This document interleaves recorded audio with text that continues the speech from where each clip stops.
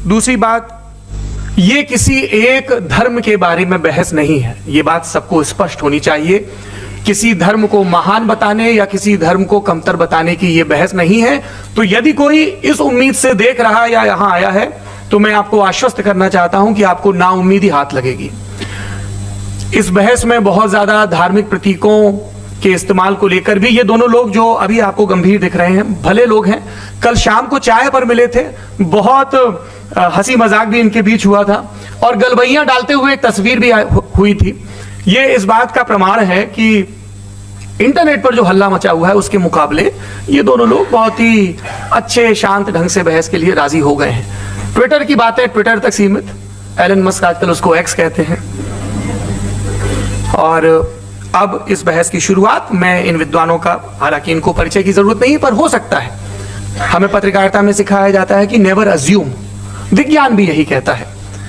मुफ्ती smile Nadvi साहब Islamic विद्वान, शिक्षाविद हैं, कोलकाता के वाहियान फाउंडेशन के संस्थापक हैं, लखनऊ की प्रतिष्ठित दारुल उलूम नदवतुल उलमा से ग्रेजुएशन किया है, सोशल मीडिया और सार्वजनिक मंचों पर अध्यापन और बौद्धिक कामों में सक्रिय हैं और इस समय इंटरनेशनल इस्लामिक यूनिवर्सिटी मलेशिया से पीएचडी कर रहे हैं।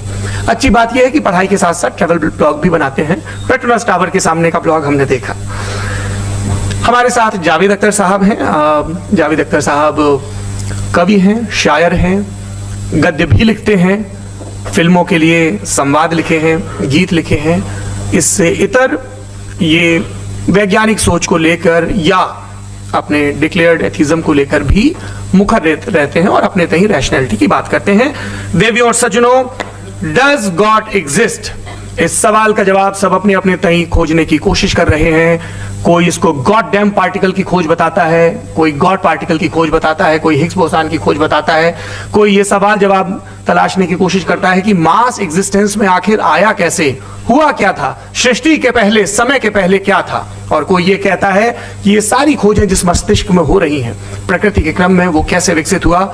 मैं उम्मीद करता हूं कि हम आज इन बुनियादी सवालों के कुछ जवाब हासिल करने में कामयाब हूं। मैं सबसे पहले मंच पर आमंत्रित कर रहा हूं मुफ्ती शमाइल नदवी साहब को। आइए सर जी।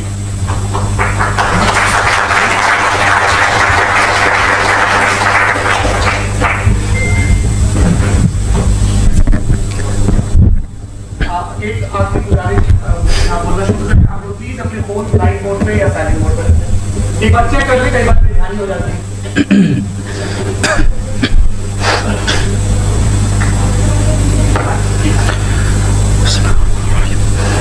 तमाम तारीफें उस क्रिएटर के लिए जिसने इस यूनिवर्स को एक मकसद के तहत पैदा किया है। रिस्पेक्टेड जनाब जावेद अख्तर साहब, मिस्टर सौरभ द्विवेदी और respected audience, thank you all for being here today. आज की डिबेट में चूंकि हम बात करने वाले हैं डज गॉड एग्जिस्ट के टॉपिक पर, तो ये एक ऐसा टॉपिक है जिसके मुताल्लिक कोई भी डिसीजन लेने के लिए अलग अलग स्टैंडर्ड्स हो सकते हैं। लिहाजा डिबेट के शुरू में यह जरूरी है कि हम ये जान लें कि आज के इस टॉपिक में कौन सा स्टैंडर्ड सही होगा और कौन सा गलत होगा। सबसे पहला स्टैंडर्ड जिसे मैं समझता हूं कि हमारे रिस्पेक्टेड जनाब जावेद अख्तर साहब बड़ी तेजी के साथ उसकी तरफ लपकेंगे, वो है साइंस। जबकि साइंस दर हकीकत खुदा के एग्जिस्टेंस को डायरेक्टली साबित करने या उसके एग्जिस्टेंस को डिनाई करने के लिए स्टैंडर्ड नहीं बन सकती। और उसकी वजह क्या है, ये मैं नहीं कह रहा, ये वो लोग कह रहे हैं जो साइंस के एक्सपर्ट्स हैं। नेशनल एकेडमी ऑफ साइंस कहती है science doesn't have the processes to prove और disprove the existence of God. Why? क्योंकि साइंस का ताल्लुक एम्पेरिकल एविडेंस से है और एम्पेरिकल एविडेंसेस का ताल्लुक हमारे नेचुरल और फिजिकल वर्ल्ड से है, जबकि गॉड नॉन फिजिकल और सुपर नेचुरल रियलिटी है। लिहाजा नॉन फिजिकल रियलिटी को आप उस टूल के साथ नहीं चेक कर सकते जिसका काम फिजिकल रियलिटी को तलाश करना है।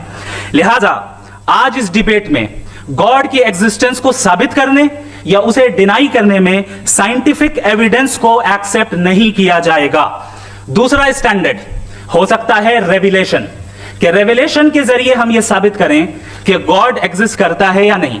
लेकिन यह स्टैंडर्ड भी आज इररिलेवेंट है। क्यों?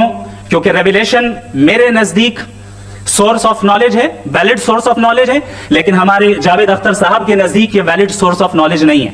लिहाजा आज की डिबेट में मैं एक भी एविडेंस किसी भी मजहबी स्क्रिप्चर से नहीं दूंगा, ताकि जावेद अख्तर साहब के लिए वो अनएक्सेप्टेबल ना हो। तीसरा जो मेयार हो सकता है वो है ऑब्जर्वेशन, कि भाई कोई कहे कि हमें खुदा दिखाओ, अगर है तो दिखाओ, या ये कि खुदा के एग्जिस्टेंस पर एम्पेरिकल एविडेंस दो, तो ये है दर हकीकत गलत टूल का इस्तेमाल करना। ये ऐसा ही है कि जावेद साहब मुझसे ये मुतालबा करें कि मुफ्ती साहब आप मेटल डिटेक्टर के जरिए प्लास्टिक डिटेक्ट करके दिखाएं। अब चूंकि प्लास्टिक डिटेक्ट नहीं हो पा रही है, लिहाजा plastic does not exist. No, you are using the wrong tool. इस टूल से प्लास्टिक को डिटेक्ट नहीं किया जाता। लिहाजा मैं समझता हूं कि गॉड के एग्जिस्टेंस पर एम्पेरिकल एविडेंस का मुतालबा करना एक बचकाना मुतालबा है, और हमारे रिस्पेक्टेड जनाब जावेद अख्तर साहब इस स्टेज से अब बहुत आगे निकल चुके हैं। अब बचता है एक ही स्टैंडर्ड, और वो स्टैंडर्ड है अक्ल, लॉजिक, रीजनिंग। और यही वो स्टैंडर्ड है जिसके तहत गॉड के एग्जिस्टेंस को साबित किया जाएगा या गॉड की एग्जिस्टेंस को डिनाई किया जाएगा। लेकिन चूंकि ये बहुत इंपॉर्टेंट और सेंसिटिव टॉपिक है, इसलिए लॉजिकल आर्ग्यूमेंट भी ऐसा होना चाहिए जो डेफिनेटिव हो, इनडेफिनेटिव ना हो, जो 2 और 2 4 की तरह बिल्कुल वाजे हो, जिसे लॉजिकली रिजेक्ट करना पॉसिबल नहीं हो। फॉर एग्जाम्पल हम कहें हमारे रिस्पेक्टेड मिस्टर सौरभ साहब ये एक इंसान है और तमाम इंसान कॉन्शियस बीइंग है, लिहाजा नतीजा क्या निकला, हमारे सौरभ साहब भी कॉन्शियस बीइंग है। क्या ये इनडेफिनेट आर्ग्यूमेंट है या डेफिनेट आर्ग्यूमेंट है? ये डेफिनेट आर्ग्यूमेंट है। ये 2 और 2 की तरह वाजे है, इसमें किसी तरह जो है लॉजिकली इसको रिजेक्ट नहीं किया जा सकता। तो अगर आज हमारे जावेद अख्तर साहब ऐसी कोई अकली दलील और लॉजिकल एविडेंस दें खुदा के ना होने पर जो डेफिनेट भी हो, तो मैं ये ऐलान करता हूं कि यकीनन मैं उस एविडेंस को कबूल करूंगा और उस पर गौर करूंगा। लेकिन साथ में यह भी ऐलान कर देता हूं प्रेडिक्शन के तौर पर कि ऐसा कोई डेफिनेट आर्ग्यूमेंट कोई नहीं पेश कर सकता। दलील हम देंगे और डेफिनेटिव दलील देंगे, लॉजिकल दलील देंगे, ऐसी दलील देंगे जो एंटायर एथिस्टिक वर्ल्ड उसे रेफ्यूट नहीं कर सकती। चलें अब हम एक एग्जाम्पल सोचते हैं, एक सिनेरियो, सिंपल सिनेरियो, तमाम ऑडियंस से गुजारिश है, हम और आप एक आइसोलेटेड आइलैंड पर हैं, ऐसा आइलैंड जहां पे हमसे पहले कोई कभी नहीं है। चलते चलते आपके सामने अचानक आपने देखा एक पिंक कलर की बॉल पड़ी हुई है। सबसे पहला सवाल आपके जहन में क्या आएगा कि ये बॉल यहां क्यों आई, कैसे आई, ये पिंक कलर की ही क्यों है, कोई और कलर भी हो सकता था, ये इसी शेप में क्यों है, कोई और शेप भी हो सकता था।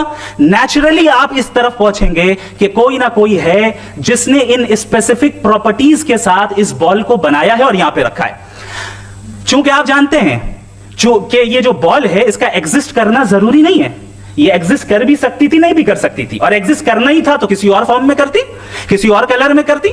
अब आप इस बॉल को एक्सपैंड करते चले जाएं, एक्सपैंड करते चले जाएं, एक्सपैंड करते चले जाएं, यहां तक कि ये बॉल यूनिवर्स के साइज की हो जाए। बताइए कि क्या साइज के बढ़ जाने से सवाल बदल जाएगा? हरगिज नहीं बदलेगा। अभी भी सवाल रहेगा ये यूनिवर्स कहां से आया, इन स्पेसिफिक प्रॉपर्टीज के साथ कहां से आया, क्यों आया, किसने बनाया, ये सवाल उस वक्त भी वैलिड रहेगा। लेकिन ये सवाल अगर हम जनाब जावेद अख्तर साहब से करें तो चूंकि इनका वर्ल्ड व्यू एथिस्टिक है, और सिर्फ इनका नहीं, मतलब जितने भी एथिस्ट हैं और एथिस्टिक वर्ल्ड व्यू को रखने वाले से अगर आप ये सवाल करें कि ये यूनिवर्स कहां से आया, तो इनका जवाब या तो आर्ग्यूमेंट फ्रॉम इग्नोरेंस होगा या डॉगमेटिक होगा। या तो ये कहेंगे कि मुझे नहीं पता कि ये कहां से आया, लिहाजा गॉड डज नॉट एग्जिस्ट, ये आर्ग्यूमेंट फ्रॉम इग्नोरेंस है। या ये कहेंगे कि ये यूनिवर्स खुद ब खुद बन गया, इसका मतलब ये है कि उस बॉल को भी खुद ब खुद बन जाना चाहिए। लेकिन बॉल के ताल्लुक से ये एक्सप्लेनेशन एक्सेप्ट नहीं की जाएगी कि खुद ब खुद बन गई, लेकिन यूनिवर्स के ताल्लुक से कर दिया जाएगा। इसे हम दूसरे अल्फाज में डॉगमा भी कह सकते हैं। दूसरी चीज, हमारे जावेद अख्तर साहब जरूर गॉड ऑफ गैप्स की मिसाल भी जरूर देंगे, और मिसाल देंगे कि पहले जमाने में बिजलियां कड़कती थी तो लोगों ने किसी एक खुदा की तरफ, और बारिश होती थी तो दूसरे खुदा की तरफ मंसूब कर दिया, उनके पास दलील नहीं थी। ये हमारा वर्ल्ड व्यू है ही नहीं, ये हमारा वर्ल्ड व्यू है ही नहीं, क्योंकि नेचुरल फिनोमेना के प्रोसेस की इंटरप्रिटेशन को जान लेने से ये कहां से साबित हो गया कि गॉड एग्जिस्ट नहीं करता है। इस पर मैं इंशाल्लाह अभी आगे बात करूंगा। आप हजरात ये भी देखेंगे, और मैं ये एक्सपेक्ट करता हूं कि हमारे रिस्पेक्टेड जनाब जावेद अख्तर साहब जरूर इमोशनल आर्ग्यूमेंट्स भी देंगे, जो कि एक लॉजिकल फैलेसी है जब बात आती है ट्रुथ को डिसाइड करने में। क्यों? मिसाल के तौर पर वो कहेंगे कि अगर गॉड है तो इविल क्यों एग्जिस्ट करता है, जबकि मैं कहता हूं इविल का एग्जिस्ट करना गॉड के एग्जिस्ट करने की दलील है, उसके खिलाफ नहीं है। क्योंकि अगर गॉड है तो हम सब उसके सामने अकाउंटेबल हैं, और अगर हम अकाउंटेबल हैं तो अकाउंटेबिलिटी के लिए इविल का मौजूद होना जरूरी है, उसके बगैर हम अकाउंटेबल नहीं हो सकते। और अगर हम अकाउंटेबल नहीं हैं तो हम जनाब जावेद अख्तर साहब से पूछेंगे कि आप बताएं कि फिर सफरिंग इस दुनिया में क्यों है? अगर खुदा नहीं है तो सफरिंग क्यों है? और उन लोगों के जज्बे का क्या जिनके अंदर सफरिंग के बाद इंतकाम लेने का जज्बा पाया जाता है और वो इस दुनिया से ऐसे ही चले गए, क्या उनकी सारी तकलीफें बेकार चली जाएंगी? अब आ जाएं उसी एग्जाम्पल की तरफ कि बॉल, मुझसे अगर कोई पूछे इस बॉल को किसने बनाया और या इस एक्सपेंडेड बॉल को किसने बनाया, मैं कहूंगा कि चूंकि ये यूनिवर्स और इस यूनिवर्स की तमाम चीजें कॉन्टिंजेंट है। कॉन्टिंजेंट होने का मतलब ये होता है कि जो अपने एग्जिस्टेंस पे किसी के ऊपर डिपेंड करती हो, तो जाहिर है ये यूनिवर्स कॉन्टिंजेंट है। और अगर कोई चीज कॉन्टिंजेंट नहीं है तो मैं रिक्वेस्ट करूंगा कि मुझे दिखा दें कि कौन सी चीज यूनिवर्स में कॉन्टिंजेंट नहीं है, हम भी जरा गौर कर लें और हम भी देख लें। और जब कॉन्टिंजेंट चीजें मौजूद हैं तो फिलोसोफर्स की इस्तिलाह के मुताबिक, हम उस टर्मिनोलॉजी के मुताबिक हम उस जगह तक पहुंचते हैं और उस हस्ती तक पहुंचते हैं जिसे नेसेसरी बीइंग कहा जाता है, कि ये वो नेसेसरी बीइंग है जिसका मौजूद ना होना नामुमकिन हो। क्योंकि अगर ये मौजूद ना हो तो सारी चीजें एग्जिस्टेंस में आएंगी ही नहीं, और ये सारी कॉन्टिंजेंट चीजें उसी के ऊपर डिपेंड करती हैं। अब अगर आप ये सवाल करते हैं कि फिर उस हस्ती को किसने बनाया, फिर उसका कॉज क्या है, फिर उसका कॉज क्या है, फिर उसका कॉज क्या है, और एंडलेसली चले जाएं, इसे हम कहते हैं इन्फिनिट रिग्रेस ऑफ कॉजेस, जो कि लॉजिकल फैलेसी है। कॉन्सेप्चुअली इंफिनिटी पॉसिबल है। मिसाल के तौर पे न्यूमेरिकल्स 1 2 3 गिनते चले जाएं, इन्फिनिट नंबर्स है। मैं कॉन्सेप्चुअली बात नहीं कर रहा, प्रैक्टिकली रियलिटी में साबित करके दिखाएं कि infinite regress of causes possible है या नहीं। अगर पॉसिबल है तो हम मान लेंगे, मिसाल दे दें, और पॉसिबल नहीं है तो एक ही ऑप्शन बचता है जिसे हम कहते हैं नेसेसरी बीइंग। ऐसी नेसेसरी बीइंग जो इंडिपेंडेंट है, क्योंकि अगर वो डिपेंडेंट हुई तो वो नेसेसरी नहीं रहेगी। ऐसी इंडिपेंडेंट बीइंग जो इटर्नल है, अगर वो इटर्नल नहीं होगी, उसकी बिगिनिंग होगी, तो वो खुद कॉन्टिंजेंट है। ऐसी बीइंग जो पावरफुल है, क्योंकि कॉन्टिंजेंट को एक्चुअलाइज करने के लिए पावर चाहिए। ऐसी बीइंग जो इंटेलिजेंट है और नॉलेजेबल है, क्योंकि ये यूनिवर्स स्पेसिफिक फॉर्म और स्पेसिफिक लॉज ऑफ नेचर के तहत प्रिसाइजली चल रहा है। Thank you. थैंक यू मुफ्ती साहब। मैं इन दलीलों के बाद जावेद अख्तर साहब से गुजारिश करूंगा, आप बैठ के बोलना चाहेंगे वहां? जी।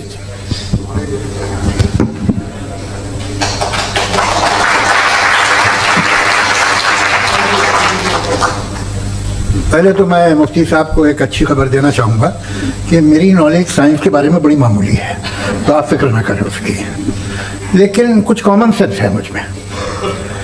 देखिए, ये खुदा का तस्वुर कोई नया तस्वुर नहीं है, ये सदियों से रहा है।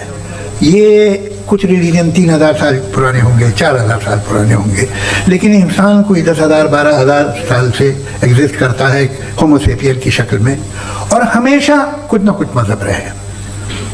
ये मज़हब जाहिलों के नहीं थे, ये मज़हब एक ऐसी ग्रीक सोसाइटी के थे जहाँ बड़े बड़े फिलोसफर पैदा हुए।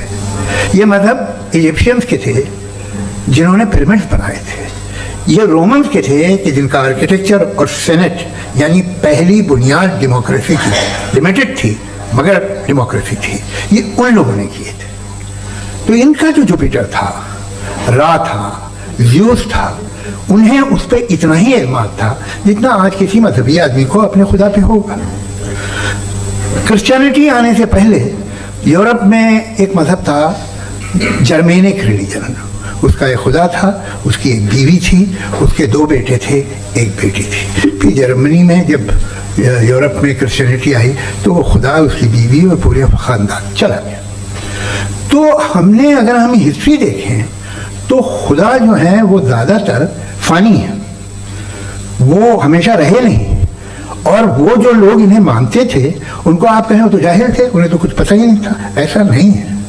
वो अपने वक्त में बड़े काबिल लोग थे और अपने वक्त में उन्होंने बड़े बड़े काम किए हैं, फिलोसफर्स थे, साइंटिस्ट थे, लेकिन उनका मजहब कहाँ गया, उनके खुदा कहाँ गए? आज जो खुदा हैं दुनिया में लोग उन्हें मानते हैं। आपको क्या मालूम कि कितने वर्षों के बाद क्या होने वाला है? हम यूरोप में देखते तो चर्च खाली हैं। तो वक्त के साथ चीज़ें बदलती हैं। जहाँ तक इसका ताल्लुक है मजहबों का, हर मजहब आपसे एक चीज़ मांगता है, फेथ। ये फेथ क्या चीज़ होती है? What is the difference between faith and belief? ये तो बहुत ही मखाना बात होगी कि कोई आदमी कहे साहब अगर खुदा है तो मुझे दिखाइए। ये तो जाहिलाना बात हुई। मैंने तो नॉर्थ पोल नहीं देखा है, मगर मैं मानता हूँ कि नॉर्थ पोल है। मैं क्यों मानता हूँ? इसलिए कि अगर ये दुनिया राउंड है तो उसका कोई टॉप होगा। कुछ लोग हैं जो वहाँ गए भी हैं, कॉमन सेंस कहता है कि ऐसा होगा, सबूत है, गवाह है, रीजन है। तो ये मेरा फेथ नहीं है। तो फेथ में और बिलीफ में डिफरेंस क्या है? जो मजहब मानता है, आपके हर मजहब फेथ मानता है। फेथ का मतलब ये है कि ना कोई गवाह हो, ना कोई सबूत हो, ना कोई रैशनल हो, ना कोई लॉजिक हो, ना कोई प्रूफ हो, मगर तुम एक बात को मानो। ये है फेथ। वरना बिलीफ होता। अगर इसमें कुछ भी सबूत होते, गवाह होते, तो फिर इसे आप बिलीफ कहते हैं। जैसे मेरा बिलीफ है कि नॉर्थ पोल है, मेरा फेथ थोड़ी है। फेथ इन तमाम शर्तों को रद्द करता है। तो फिर स्टुपिडिटी क्या है? अगर मैं एक बात इसकी मानूं जिसकी ना कोई लॉजिक है, ना कोई रैशनल है, ना कोई प्रूफ है, ना कोई गवाह है, ना कोई सबूत है, और मैं उसे मानूं, तो ये स्टुपिडिटी हुई। इसे ही वहीं कल को मैं यकीन कर लूं कि एलॉन मस्क जो है मेरा भाई है, तो मुझे इंतहाई खुशी होगी, सुकून भी बहुत मिलेगा मुझे। लेकिन और कहे भाई क्यों मानते हो, क्या सबूत है भाई, वो तो अमेरिकन है और तुम तो इंडियन हो, वो तो नस्ल अलग है, तुम्हें कभी मिले भी नहीं। साहब देखिए मेरा फेथ है, इस पर बात किया। फेथ का मतलब ही यह है कि आप प्रूव नहीं कर सकते। अगर आप प्रूव कर सकते हो तो फेथ की जरूरत ही नहीं, फिर तो आप बात करेंगे, आप कितनी बहस कर लीजिए। अल्टीमेटली दुनिया का हर मजहब फेथ पे टिका है, और फेथ का मतलब है एक ऐसा यकीन जिसका कोई सबूत, कोई गवाह, कोई रैशनल नहीं। अब आप ये कहें, क्या आप ये क्यों कह रहे हैं कि साहब ये कायनात किसने बनाई? कमाल ये है कि आपने बताया कि एक आइलैंड पे गए और एक बॉल देखी। आपने ये नहीं कहा कि आइलैंड किसने बनाया, आपको सिर्फ बॉल पे हैरत हुई। हमने आइलैंड पे हमने हैरत नहीं की, होते हैं आइलैंड। इसी तरह ये आइलैंड है, सितारे, ये गैलेक्सी, ये सब आइलैंड हैं खला में। हम उन्हें टेकन फॉर ग्रांटेड लेते हैं, हम पूछते नहीं कैसे बनाए। आपने जजीरे के बारे में भी नहीं पूछा है। मेरी पैदाइश कैसे हुई? क्या मैं प्लान पैदा हुआ था? I was plan to be born, या एक लकी स्पर्म था जो किसी एक से चिपक गया? मेरी पैदाइश रैंडम। और इंसाफ जिसे आप कहते हैं, इंसाफ का तो नेचर से कोई वास्ता ही नहीं है। जो आप कहते हैं कि एक दिन इंसाफ मिलेगा, इंसाफ is a human concept. Nature में कोई इंसाफ नहीं। अगर शेर हिरण को खा जाता है तो उसे कोई सजा नहीं मिलती। अगर एक आंधी आती है और हरे भरे पेड़ों को उखाड़ के फेंक दी थी तो आंधियों की जेल नहीं होती है। नेचर में इंसाफ नहीं, इसलिए मुझे नेचर को इंसाफ की जरूरत भी नहीं। नेचर तमाम एक है। अब हम कहें कि साहब ये देखिए जो मैंने खाना खाया था, ये मेरी आंख तो नहीं यूं कर दिया उसे, तो इसे सजा मिलनी नहीं। वो सिस्टम है, ऐसे ही चल रहा है। नेचर बगैर इंसाफ के है। इंसाफ इज अ ह्यूमन कॉन्सेप्ट। तो जो आपसे कहता है कि मैं तुम्हें इंसाफ दूंगा, वो इंसानी जहन की पैदावार है। ये नेचुरल है ही नहीं, ये आसमानी है ही नहीं। नेचर का तस्वुर, इंसाफ का तस्वुर। भाई आप साथ मिलते हैं, अब आप लेफ्ट हैंड ड्राइव करते हैं, ये क्या है? तमाम सच, तमाम नेकी, तमाम शराफत लेफ्ट हैंड ड्राइव है।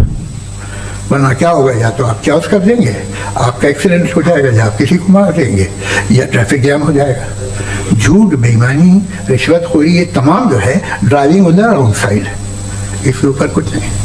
ये तो हमने बनाया, जैसे हमने लेफ्ट हैंड ड्राइव बनाई है। ये कॉन्सेप्ट ऑफ इंसाफ जो है ये हमारा है, इसका नेचर से कोई वास्ता नहीं। शेर खा जाता है हिरण को, उसे जेल होती है क्या? कुछ भी है ही नहीं। तो ये जो दुनिया के रिलीजन प्रॉमिस करते हैं आपसे इंसाफ, इसी से मालूम होता है कि मैन मेड है।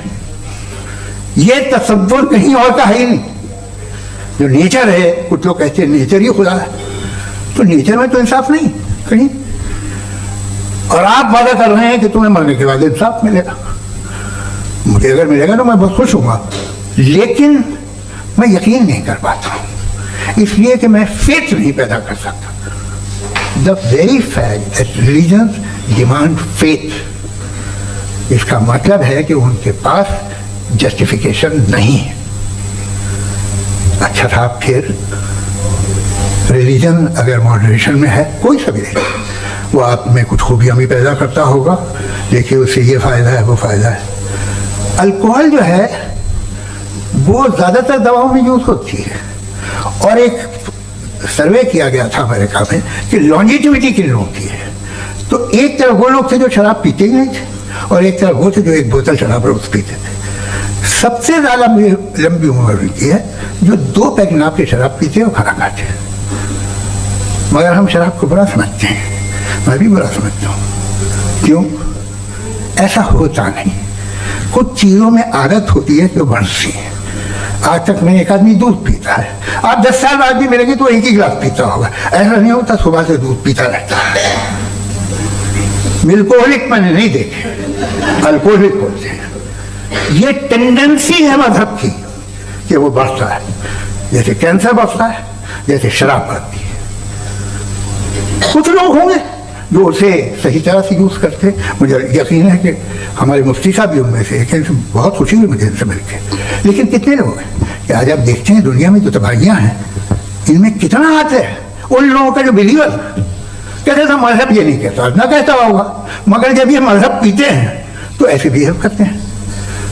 थोड़ा सा अगर हो तो शायद बहुत अच्छी बात, लेकिन शराब थोड़ी सी नहीं रहती, उसमें टेंडेंसी है। पहले थोड़ा सा अगर 2-3 कैंसर के सेल हो ना बॉडी में तो आदमी सिम रहेगा, लेकिन वो 2-3 सेल नहीं रहते, वो मल्टीप्लाई होते हैं। जावेद साहब, टाइम पूरा हो गया। टाइम हो गया तो बस बात खत्म हो गई। अच्छा, मुझे कुछ और कहने को था भी नहीं।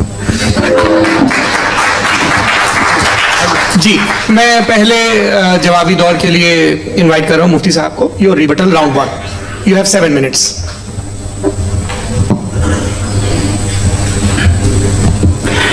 Thank you very much Javed साहब, आपकी बात को सुनकर बड़े महजूज हुए हम लोग। महजूज, do you understand? We enjoyed. Okay, अब थोड़ा सा लॉजिकली उसको हम लोग ये दरअसल हम लोगों ने कल गुजारिश की थी मुफ्ती साहब से भी, जावेद साहब से भी, कि हिंदुस्तानी जबान आम फहम सबको समझ में आ जाए, और जहां कहीं आप मुश्किल शब्द इस्तेमाल कर रहे हैं वहां बताते भी चलें। Thank you. तो सबसे पहले हमारे रिस्पेक्टेड जावेद साहब ने हवाला दिया कि खुदा फानी है।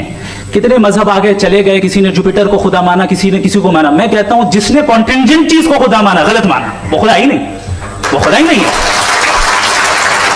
हम तो नेसेसरी बीइंग को साबित करने बैठे हैं, वो नेसेसरी कॉज जो इटर्नल है, जो अबदी भी है और अजली भी है। हम किसी और को साबित करने नहीं बैठे। दूसरी चीज उन्होंने कहा कि फेथ एंड बिलीफ, ये एक ऐसी डेफिनेशन है फेथ की जो इन्होंने पहली मर्तबा पेश की है, या माफ कीजिएगा इन्होंने पहली मर्तबा पेश नहीं की है, रिचर्ड डॉकिंस ने पहली मर्तबा पेश की है। मुझे मालूम है ये सोर्स कहां से है।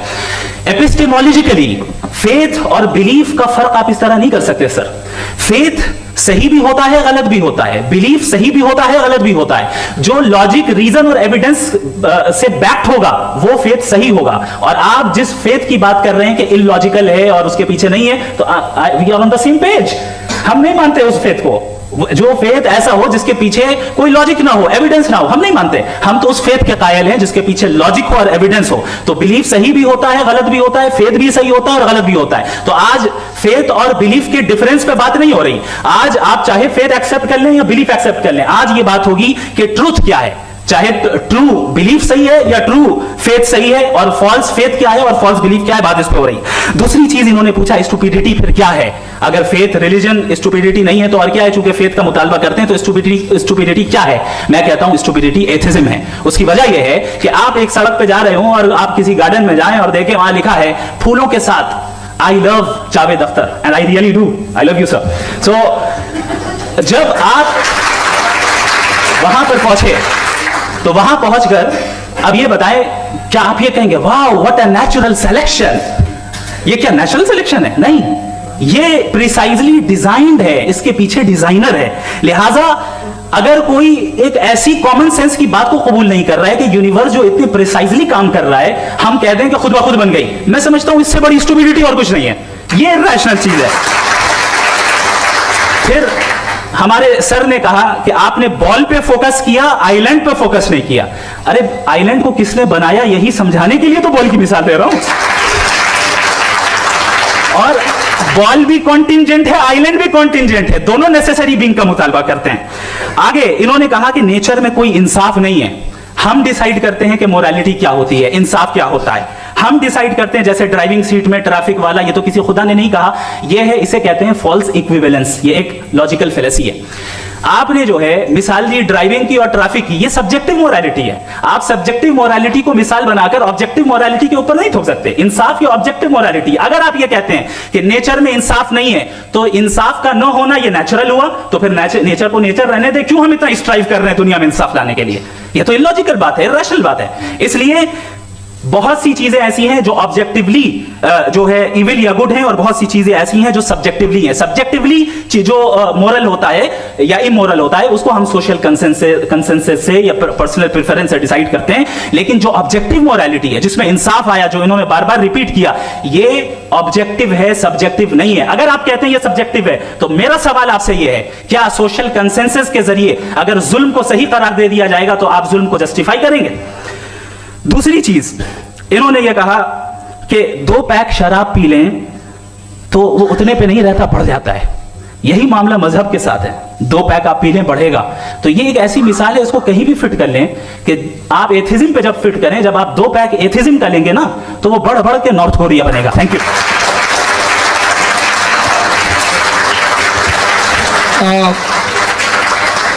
फर्स्ट राउंड की रिबटल के लिए मैं जावेद साहब को इनवाइट कर रहा हूं। आपके पास 7 मिनट का वक्त है, रीसेट कर दीजिएगा प्लीज। मुझे इस बात की खुशी है कि मुफ्ती साहब ने भी मान लिया कि नेचर में कोई इंसाफ नहीं है। तो कोई भी चीज़ जो इंसान ने नहीं बनाई है उसमें इंसाफ नहीं होता है। एक बात मैं आपसे अर्ज करूँ, जरा पता लगा लीजिएगा, ये जो आप बाग में जाते हैं बेहद खूबसूरत फूल देखते हैं ना, इनमें से कोई नेचुरल नहीं है। ये सारे फूल क्रॉस करके बनाए गए हैं। जो जंगल में फूल होते हैं निहायत मामूली होते हैं, ये फूल इंसानों ने बनाए हैं। जो आप बाग में देख के वाह वाह कहते हैं, ये इंसानों के बनाए हुए हैं। डिफरेंट फूलों को क्रॉस करके, डेवलप करके, फिर क्रॉस करके इस तरह से बनाए गए। नेचुरल फ्लावर नहीं, किसी जंगल वीरान में जाके आप गुलाब के फूल नहीं देखेंगे, इसे बनाए हुए इंसान ने। बहुत से काम इंसान ने किए हैं। बाकी है कि आपने मेरी एक बात का जवाब नहीं दिया, जिससे मुझे शिकायत है कि फेथ क्या है और आप फेथ मांगते क्यों हैं मुझसे? आप तो लॉजिकल हैं, आपके पास तो सारे रैशनल हैं, आपके पास सारे सबूत हैं, तो आपको फेथ की डिमांड क्यों करते हैं कि भाई तुम सरेंडर कर दो और सवाल मत करो? कोई मजहब सारे सवाल करने की इजाजत नहीं देता है और मना करता है कि ज्यादा सवाल ना करो, बह जाओगे तुम। आप क्यों रोकते हैं? हकीकत यह है कि इंसानी तारीख क्या है। इंसानी तारीख यह है कि दुनिया में 2 तरह के लोग हुए हैं। एक वो जिन्होंने अपनी लाइल्मी की परस्तिश की है, दूसरे वो जिन्होंने अपनी इग्नोरेंस या लाइल्मी से झगड़ा किया है और मालूम किया है कि क्या है। ये जो आप कह रहे हैं, आज आप हैरान हैं कि भाई ये यूनिवर्स कैसे बनी। लोग हैरान थे कि सूरज डूबता है तो इधर से कैसे निकलता है। और आप एक कदम जाके हमेशा का मानने को तैयार है, एक कदम पीछे ही मान जाइए। भाई आप इसके बाद जाते हो, कहते सवाल ना करना कि ये कहाँ से आया, ये पावर तो हमेशा से हमेशा रहेगी। तो आप यूनिवर्स के बारे में मानेंगे क्या तकलीफ है? एक कदम पहले रुक जाइए, ये हमेशा से थी या नहीं थी हमें मालूम नहीं है। और ये कहना कि हमें मालूम नहीं है, कमाल ये है कि दुनिया के सारे मजहब सब जानते हैं ये दुनिया कैसे बनी थी, कैसे मिटेगी, मरने के बाद क्या होगा, इनको सब इल्म है। इनको किसी को डायनासोर होते थे पहले ये नहीं पता था, किसी को नहीं पता। किसी भी दुनिया की मजहबी किताब में डायनासोर का जिक्र नहीं है। लेकिन बाकी सब बातें, how to make universe in 4 easy lessons and बाकी सब पता है। जिसको सब पता है वो गड़बड़ है। हम में ये इंकिसार, ये ह्यूमिलिटी होनी चाहिए कि हम ये कहें कि हमें ये बहुत सारी बातें नहीं मालूम, लेकिन हम उनकी परस्तिश न करें, अपनी लाइल्मी को की परस्तिश न करें, हम उसे पता लगाने की कोशिश करें।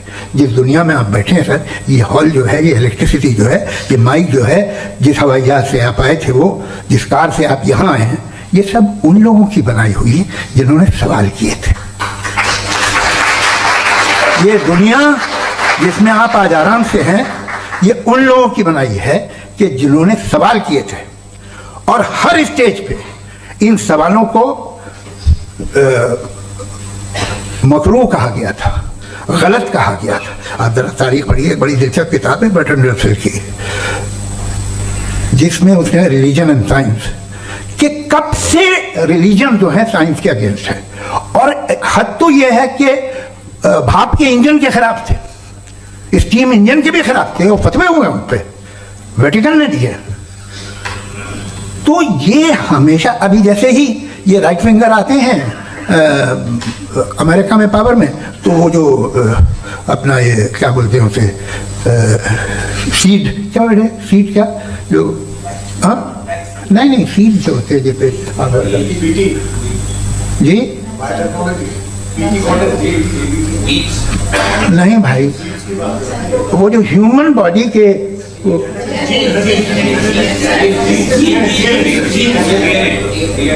उस पर रिसर्च बंद हो जाती है, रिपब्लिकन नहीं करने देते। अरे भाई इतना डर क्या है तुम्हें? एक जमाने में बहुत नाराज थे ये सारे मजहबी लोग कि ये इंसान तो इंसान बनाने की कोशिश कर रहा है।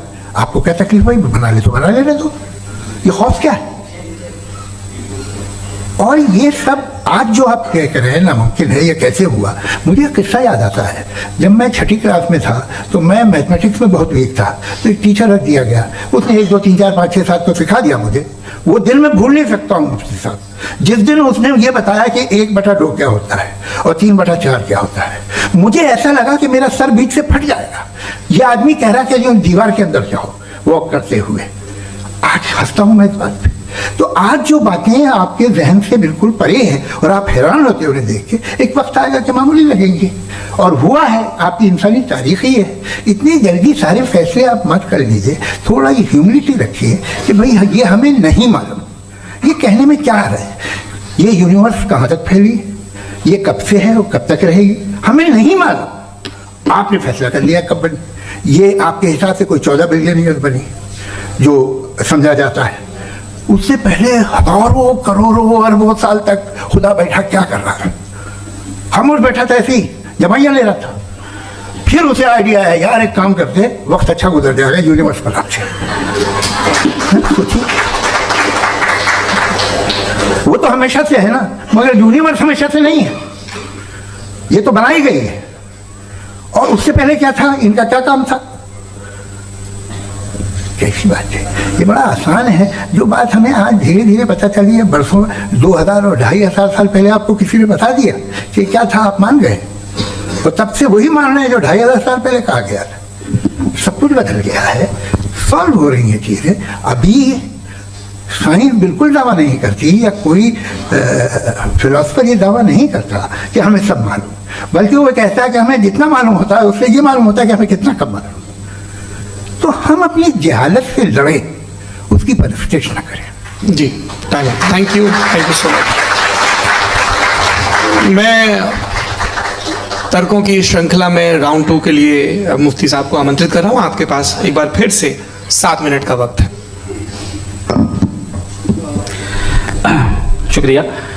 जनाब जावेद अख्तर साहब कई मर्तबा दोहरा रहे हैं कि फेथ का मतलब बताइए, फेथ का मतलब बताइए। मैंने बता दिया, फेथ सही भी होता है, गलत भी होता है। और आज हम फेथ पे बात नहीं कर रहे, हम ट्रुथ और डज गॉड एग्जिस्ट पे बात कर रहे हैं। क्या डज गॉड एग्जिस्ट, ये ट्रुथ यानी गॉड है या नहीं है, इसमें से दोनों ट्रुथ क्या है। अब आप उसे फेथ कह लें, बिलीफ कह लें, नॉट माई बिजनेस। उसके बाद आपने कहा कि भाई सवाल करने से मजहब रोकता है। मैं कहता हूं जो रोकता है वो रोकता होगा, मैं नहीं रोकता, बल्कि सवाल करें, सवाल करना चाहिए। सवाल कर करके तो हम आगे बढ़ते हैं, तरक्की करते हैं, और इसीलिए मैं आज यहाँ पे आया हूं। लेकिन सवाल सिर्फ खुदा से नहीं होगा, आपसे भी होगा। सवाल एथिज्म से भी होगा, सवाल सिर्फ मजहब से नहीं होगा, सबसे होगा। और आज मैं सवाल करूंगा और उम्मीद है कि आप जवाब देंगे। अभी तक आपने वैसे कॉन्टिंजेंसी आर्गुमेंट का कोई जवाब नहीं दिया है।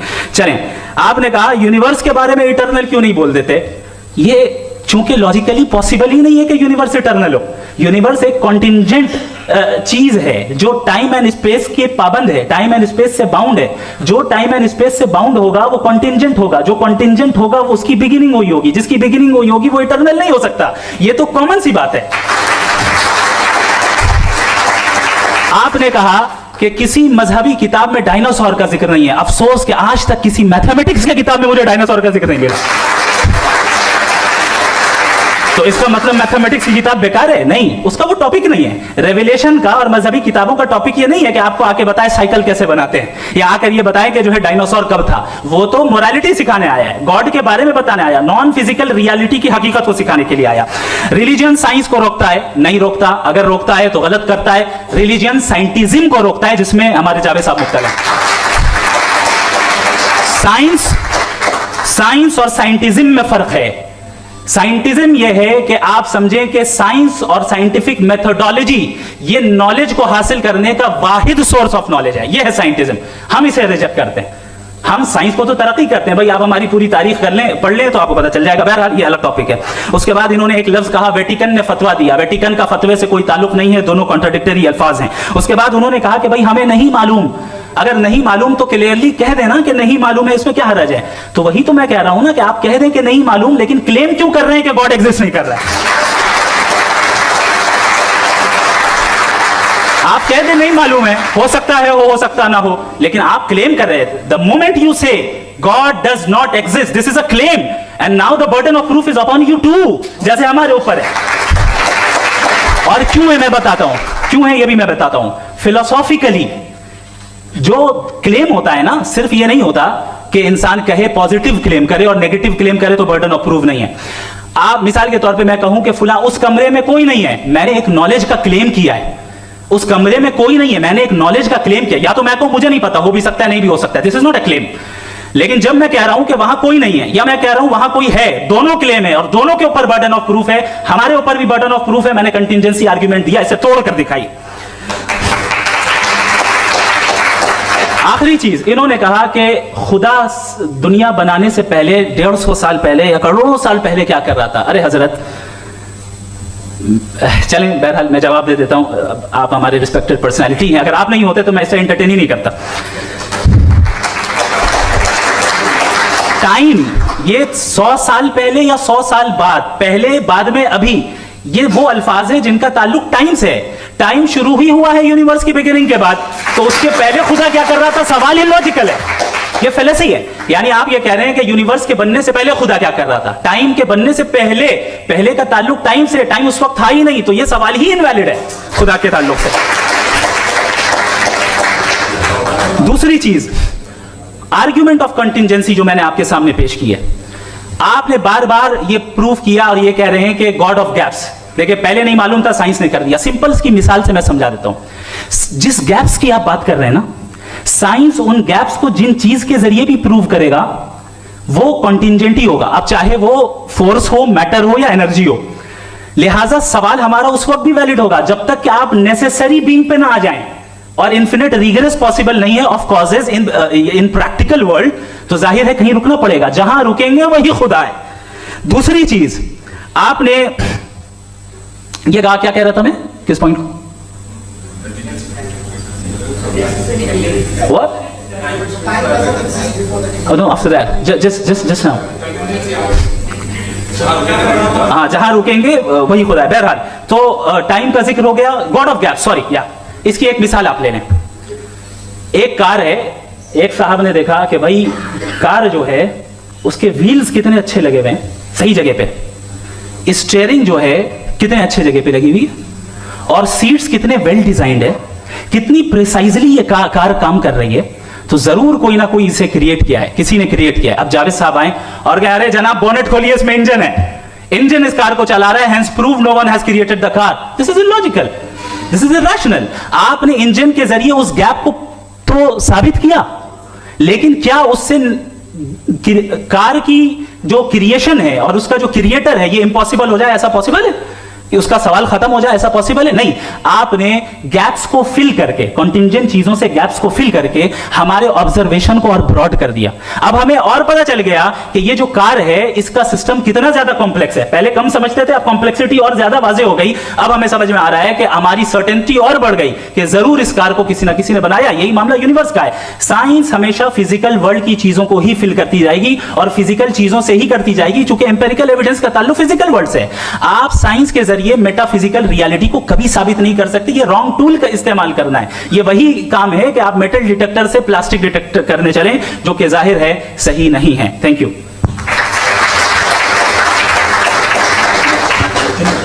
जी, ये आर्ग्यूमेंट का राउंड 2 है। हाँ। 7 मिनट। पहले तो मैं आपसे अर्ज करूं कि आपने कहा कि जब कायनात ही नहीं थी तो वक्त भी नहीं था, कुछ भी नहीं था। कैसे नहीं था? खुदा था, एक एग्जिस्टेंस तो था ना खुदा का। तो जब खुदा था तो वक्त भी होगा। ऐसा नहीं है कि कुछ भी नहीं था, खुदा था। अच्छा, बाकी एक आपने कहा साहब आप साबित कीजिए, आपके पास भी लॉजिक है या मेरे पास भी लॉजिक है। आपका मेरा जिम्मेदारी नहीं है साबित करना कि खुदा है। बर्ट्रैंड रसेल ने बड़ी अच्छी बात कही। बर्ट्रैंड रसेल ने बड़ी अच्छी बात कही है। मैं आपसे अगर ये दावा करूं कि एक चाय की केतली मरीख के चारों तरफ घूम रही है, मार्स के चारों तरफ, तो यह आपका काम नहीं है कि आप साबित करें कि कोई चाय की केतली नहीं है। ये मेरा काम है, मैंने दावा किया है। ये दावा तो मजहबी लोग करते हैं कि खुदा है। मैं क्यों साबित करूं कि नहीं है? जब तक आप मुझे कन्विंस नहीं कर दे मैं नहीं मानूंगा। आपकी जिम्मेदारी है, मेरी जिम्मेदारी नहीं है।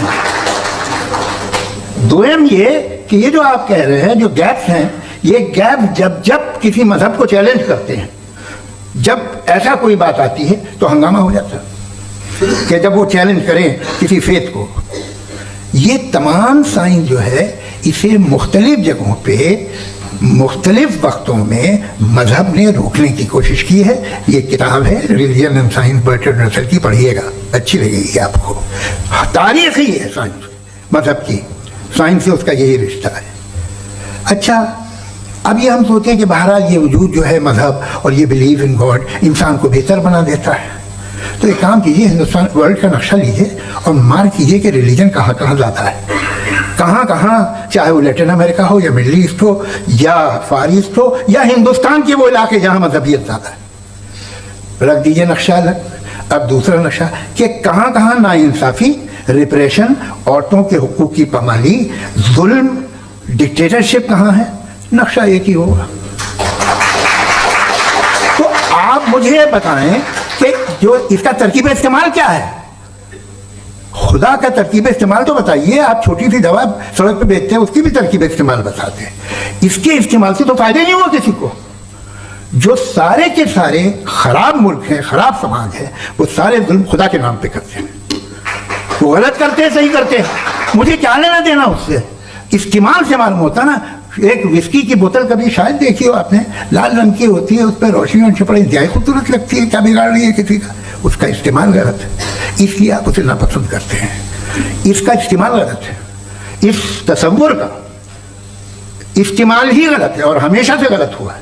आप देखिए, इंसानी तारीख देख लीजिए, आज देख लीजिए, हिंदुस्तान देखिए, दुनिया देख लीजिए, क्या हो रहा है। इसे कैसे इस्तेमाल कर रहे हैं फेथ वाले लोग? क्या फेयर हैं, जस्ट हैं, जो अपने खुदाओं पे यकीन रखते हैं? वो किस तरह के लोग? वो लोगों को इंसाफ देते हैं, वो बेहतर इंसान बने। तो इस दवा का फ़ायदा क्या है? चलो बहुत फ़ायदा हो रहा तो मैं इस्तेमाल कर लूँगा। मुझे तो इस दवा का कोई फ़ायदा दिखता ही नहीं। मुझे तो ऐसा लगता है, मैं एक और बात बताऊँ, अगर कोई आदमी मजहबी है और अच्छा आदमी है तो मैं उसकी बहुत इज्जत करता हूँ, इसलिए कि मेरा ख्याल है मजहबी आदमी का अच्छा होना मुझसे अच्छा होने से ज़्यादा मुश्किल है। भाई, हर चीज़ की एक लिमिट है। आप इतना भाग सकते हैं, इतना नहीं भाग सकते, इतना वजन उठा सकते, इतना नहीं उठा सकते, इतना दूर देख सकते, इतना दूर नहीं देख सकते। उसी तरह कॉमन सेंस कहता है कि आप में नेकी का भी एक कोटा होगा। अब आप अगर सुबह जाते हैं अपनी इबादत गाह और इबादत करते हैं तो बाहर निकलते हैं तो आप तो यही महसूस करते हैं कि आपने एक बहुत अच्छा काम किया, आपकी नेकी का एक बहुत बड़ा कोटा खर्च हो गया जिससे किसी का कोई फायदा नहीं हो। मैं तो नहीं जाता हूँ तो मुझे तो किसी को खाना खिलाना पड़ेगा, किसी बेवा की मदद करनी पड़ेगी। मैं अपना कोटा कैसे कंज्यूम करूँ? आप अपना कोटा, सारे मजहबी लोग इंतहाई यूजलेस कामों में यूज करते हैं। उसके बाद भी अगर आप में बच्ची है थोड़ी सी शराफत तो भाई वाह, क्या बात है।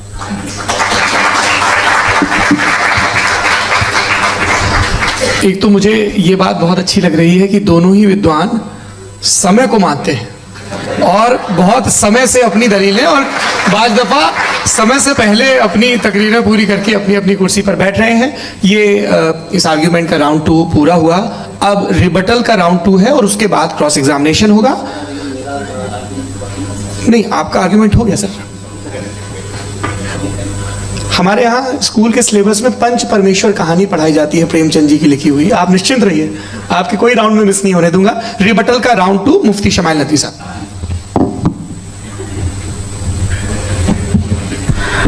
असल में जो हकीकी प्रॉब्लम है, असल प्रॉब्लम है वो ये है कि जावेद साहब के पास कॉन्सेप्ट ऑफ गॉड क्लियर नहीं है। इन्होंने कहा कि कायनात से पहले खुदा तो था, तब भी तो टाइम होगा। ये टाइम कायनात का हिस्सा है। हम उस खुदा को मानते हैं, नेसेसरी बीइंग का टाइमलेस होना जरूरी है, क्योंकि वो टाइम का क्रिएटर है। जब उसने टाइम को क्रिएट किया तो वो खुद टाइम पे कैसे होगा?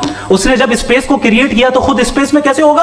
अगर वो टाइम एंड स्पेस को पहले से ही उसका पाबंद है तो फिर किस चीज को उसने क्रिएट किया? लिहाजा ये सवाल गलत है कि खुदा था तो टाइम होगा। बिल्कुल नहीं, टाइम के पाबंद हम है, खुदा नहीं है। हम फिजिकल वर्ल्ड से ताल्लुक रखते हैं, वो मेटाफिजिकल रियलिटी है। दूसरी चीज इन्होंने मिसाल दी कि चाय की केतली हवा में घूम रही होगी, और पता नहीं शायद वो बर्टन रसल का उन्होंने हवाला दिया। बहरहाल यही प्रॉब्लम है। प्रॉब्लम यही है कि हम चीजों के दरमियान डिफरेंशिएट नहीं कर पाते। ये जो आपने मिसाल दी ये इमेजिनेशन है, और मैं जो साबित कर रहा हूं वो लॉजिकल नेसेसिटी है। आप इमेजिन करना है तो कुछ भी करें, जुपिटर में पिंक एलिफेंट होगा, यूनिकॉर्न होगा, करें। उससे कायनात में क्या फर्क पड़ता है? उससे आप लॉजिकल नेसेसिटी साबित नहीं कर सकते। मैं तो उस प्राइम कॉज की बात कर रहा हूं, उस नेसेसरी बीइंग की बात कर रहा हूं जिसके बगैर इस कायनात का एग्जिस्टेंस मुमकिन नहीं है। दूसरी चीज, मजहब को साइंस चैलेंज करती है वगैरह वगैरह, ये हमारा टॉपिक ही नहीं है। मैं इस पे बात करूंगा तो फिर मेरा वक्त चला जाएगा। मजहब के ऊपर चूंकि हमारी डिस्कशन नहीं है, साइंस को मजहब और बिलखुसूस मैं और हमारा वर्ल्ड व्यू कम से कम साइंस को पीछे नहीं करता है, साइंटिज्म की मजम्मत करता है। इसकी वजाहत मैंने पहले कर दी। दूसरी चीज इन्होंने कहा वर्ल्ड का नक्शा लीजिए, वर्ल्ड मैप लीजिए, दो अलग अलग जगह की। हजरत मैंने ये होमवर्क किया था और मैंने मिडिल ईस्ट का एक नक्शा लिया और यूरोप का एक नक्शा लिया। ये मजहबी इलाका और ये लिबरल और एथीस्ट इलाका। मुझे पता चला कि सबसे ज्यादा रेप केसेस जो है वहां पर है।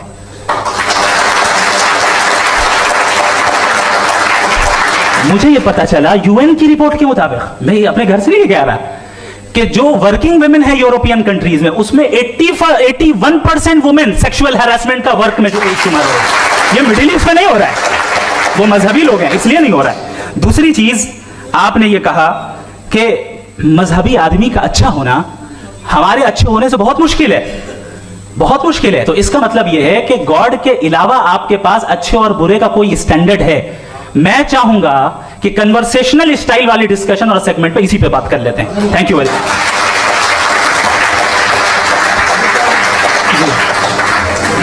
ये रिबटल का राउंड 2 है। आपके पास 5 मिनट का वक्त है और इसके बाद क्रॉस एग्जामिनेशन शुरू करेंगे। आप चाहे तो जो इन्होंने सवाल पूछे उनके जवाब आप रिबटल में भी दे सकते हैं। जी जी।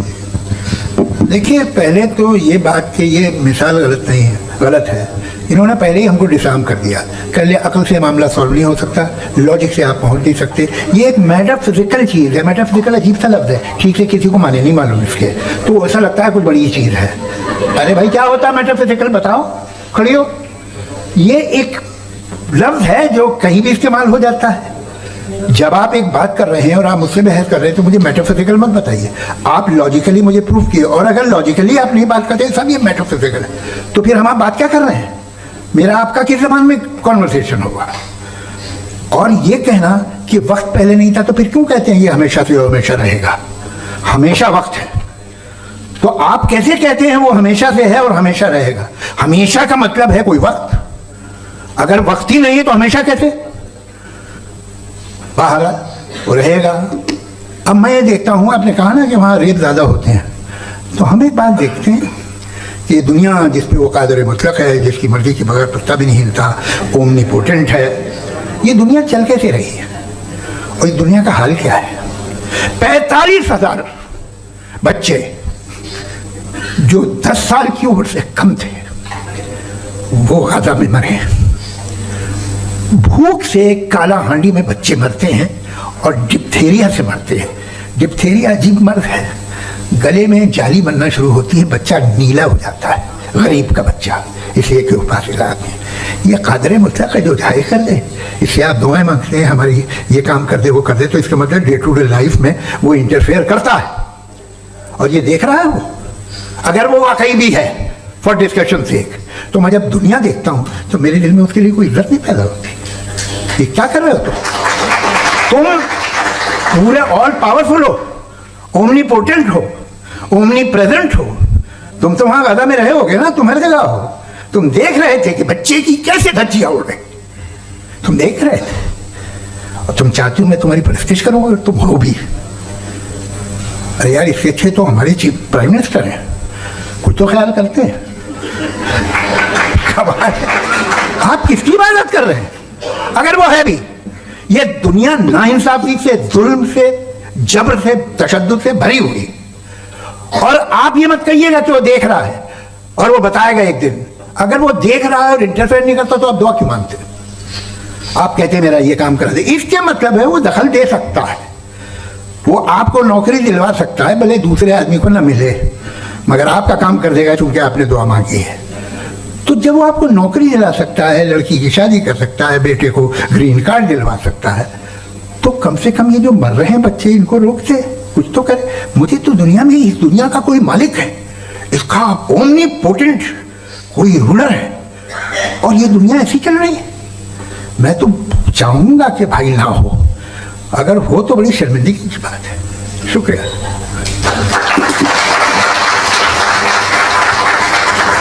देवियों और सज्जनों, इस बहस के 2 राउंड और 2 रिबटल पूरे हो चुके हैं। अब सबसे ज़रूरी और सबसे मुश्किल राउंड शुरू हो रहा है, क्रॉस एग्जामिनेशन का। अब इन विद्वानों की सज्जनता की एक परख भी होगी और वक्त हमने 16 मिनट का तय किया है। पहला सवाल आप पूछना चाहेंगे? जी बिल्कुल। पहले बोले भी आप माइक ले लीजिएगा हाथ में, ये नीचे से जी। मैं ये डायस हटा सकते हैं क्या हम थोड़ा क्विकली? डायस पीछे कर दीजिए बस थोड़ा सा, है ताकि ये जो दाएं बाएं लोग बैठे हैं इसे हटा ही दीजिए, वरना वहाँ तो जाने वाले नहीं। आराम से आराम से दोनों तरफ हटा दीजिए।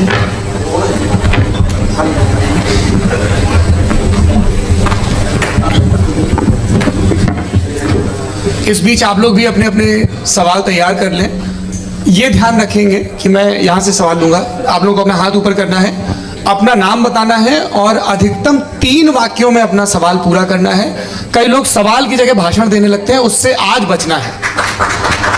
जी मुफ्ती साहब, पहला सवाल आपका, 16 मिनट हैं, हम दोनों लोगों के सवाल लेंगे। जी जी बहुत शुक्रिया। आपकी जो अभी बात हुई बहुत अहम थी, मैं इसको चाहूँगा कि आगे डिस्कस करूँ, लेकिन चूँकि अभी वो सेगमेंट है क्रॉस एग्जामिनेशन, तो सबसे पहला सवाल आपसे ये है कि जो मैं इतनी देर से कॉन्टिंजेंसी आर्ग्यूमेंट आपको बता रहा था, ये अकल से ही बता रहा था हजरत, आप ये बताएं कि आप इन्फिनिट रिग्रेस ऑफ कॉजेस को पॉसिबल मानते हैं या नेसेसरी बीइंग के एग्जिस्टेंस को सही समझते हैं? चूंकि 2 ही ऑप्शन हो सकता है, आप ये बताएं। देखिए, आपको मैं ईमानदारी से बात करूँ, एक तो मैं कॉन्टिजेंसी वर्ड ठीक से समझता हूँ, और इस वक्त भी जो आपने अंग्रेजी के अल्फाज इस्तेमाल किए वो ज़रा थोड़े से मुझे डिफ़िकल्ट और कॉम्प्लिकेटेड लगे, तो आप ज़रा सिंपल जबान में सवाल कर सकते हैं? बिल्कुल कर सकता हूँ। यूनिवर्स की हर चीज कॉन्टिंजेंट होने का मतलब यह है कि वो अपने एग्जिस्टेंस में किसी के ऊपर डिपेंडेंट है। जो भी चीज डिपेंडेंट होगी वो चीज इंडिपेंडेंट नहीं हो सकती, तो उसका कोई ना कोई कॉज होगा। तो अब आप क्या समझते हैं कि ये इन्फिनिट रिग्रेस है, यानी कॉज पर कॉज, कॉज पर कॉज, कॉज पर कॉज, और कभी कोई यानी ये एंडलेसली चलता रहा? क्योंकि अगर ऐसा होगा तो हम तो एग्जिस्टेंस में आते ही नहीं, लॉजिकली ये मुत्तफक अलैह चीज है, मुत्तफक अलैह अग्रीड अपॉन। इस पे हमने एग्री किया था कि मुश्किल शब्द आएगा तो अर्थ बताना पड़ेगा। तो इन्फिनिट रिग्रेस तो पॉसिबल नहीं है, तो कहीं ना कहीं आपको रुकना पड़ेगा ऐसे नेसेसरी बीइंग पर। नहीं, कोई जरूरत नहीं रुकने की, किसने कहा रुकना पड़ेगा? आप रुकते हैं खुदा पे, आप नहीं रुकते, आप कहते हैं वो हमेशा से, जब उस वक्त से है जब वक्त नहीं था। आप कहाँ रुकते हैं कि अब हुआ था वो? आप नहीं कहते। हम क्यों नहीं मान सकते कि यूनिवर्स जो है और बल्कि मल्टीवर्सेस जो है वो हमेशा से हैं, वो बनती हैं, बिगड़ती हैं। एक हमारे यहाँ एक चीज़ है ब्लैक होल, वो समेट लेता है वापस, फिर ब्लास्ट होता है, फिर फैल जाता है, और इसमें हमारी तो खैर कोई औकात ही नहीं है इंसान की। एक छोटे से जर्रे पे हम 50-60 साल की उम्र रखते हैं, जो करोड़ों अरबों साल की कायनात है उसमें, और पैदा भी नहायत ही बेहुदा वजह से हुए थे। तो इसमें ये सोचना कि इसकी वजूहात और ये क्यों है, ये डिपेंडेंट है, ये हम देख रहे हैं, क्या मालूम। आप सोचिए कि ये जो फैल रही है कायनात, ये कहाँ फैल रही है, ये कहाँ जा रही है, और ये फैल क्यों रही है? अरे बना ली थी तुमने, रुको, यहाँ काफ़ी है। ये फैल क्यों रही है? ये और कौन सी कायनात जिसे मैं दूरबीन से देखता हूँ तो 2 बिलियन लाइट ईयर पे है, उससे मेरा कोई वास्ता ही नहीं है। 2 बिलियन ईयर यानी अगर मैं 80,000 माइल्स पर सेकंड से चलूं तो 20 करोड़ साल में वहां पहुंच जाऊंगा। इसकी जरूरत क्या थी? ये दुनिया, ये कायनात तो इंसान अशरफुल मखलूकात के लिए बनाई गई ना, तो ये सब ये टर्म समझ में नहीं आया। इसमें कोई खास समझने वाली बात थी भी नहीं।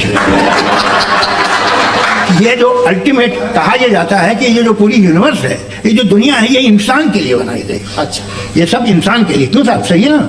बिल्कुल, लेकिन इसका ये मतलब नहीं कि किसी चीज के पीछे रीजन आपको नहीं पता तो रीजन नहीं है, इसे कहते हैं नहीं, मुझे नहीं पता, लेकिन मेरी जिम्मेदारी नहीं है। वो बिल्कुल सही कहा था उसने, बर्टन रसल ने। आपने उसे मजाक में टाल दिया कि भाई आप एक दावा कर रहे हैं, मैं क्यों कहूं कि ये गलत है दावा? आप प्रूफ कीजिए, मेरे पे जिम्मेदारी ही नहीं है, मैंने थोड़ी कहा है। आप प्रूफ कीजिए कि ये सही है। आप आर्ग्यूमेंट ऑफ कंटिजेंसी आप का जवाब ही नहीं दे सवाल रहे हैं। पूछना चाहेंगे? आप सवाल पूछना चाहेंगे मुफ्ती साहब से? क्योंकि ये क्रॉस एग्जामिनेशन का दौर है। आप जैसे पहले बोल रहे थे फेथ को लेकर कुछ। मैं ये पूछना चाहूंगा कि खुदा ने जो भी रेवल्यूशन किए हैं, एक मजहब के लिए बहुत से मजहबों में किए हैं, अलग अलग रेवल्यूशन है। कहीं कुछ एक बातें हैं, कॉन्ट्रडिक्शन भी है आपस में। कहीं कुछ आप कर सकते हैं, कहीं कुछ नहीं कर सकते। ऐसा नहीं है कि सबकी कोड ऑफ मॉरल एक है। तो ये किस्सा क्या है? अब आप ये देखिए कि मुझे कभी कभी लगता है कि जो फुटबॉल फाइनल होता है, लाखों लोग होते हैं, फिर वो टीवी कवर कर रही करोड़ों लोग, अगर उसमें खुदा की एक भूमि आवाज आ जाती, मैं गॉड हूँ, तो सारे लोग अभी सुन लेते और टीवी पे भी सुन लेते, किस्सा खत्म होता। ये इतनी राजदारी क्या है कि तुम सामने कुछ तो सबूत दे दो हमें सॉलिड। ये कैसा कि यूनिवर्स कैसे बने, इससे मसला क्या हल होगा? मैं पूछूंगा आपसे खुदा कैसे बना? क्यों नहीं पूछूंगा कैसे बना? बल्कि वो तो कायनात से कहीं ज्यादा इंटेलिजेंट है, कायनात से कहीं ज्यादा कॉम्प्लेक्स। जी वो हमेशा से सही, आप कहेंगे मैं मान लूंगा। अच्छा, दोयम वो कादिर मुखलक, यानी कादिर मुखलक का मतलब ओमनीपोटेंट, जो चाहे कर सकता है। आपको नौकरी दिलवा सकता है, आपकी अच्छी जगह शादी करवा सकता है, आपके पड़ोसी का मुकदमा हरवा सकता है, आपको जिता सकता है, सब काम करता है। थोड़ा सा माइक क्लोज जी। वो इस दुनिया को चला कैसे रहा है? ये दुनिया कैसे चल रही है? आपको इस पे हैरत नहीं होती?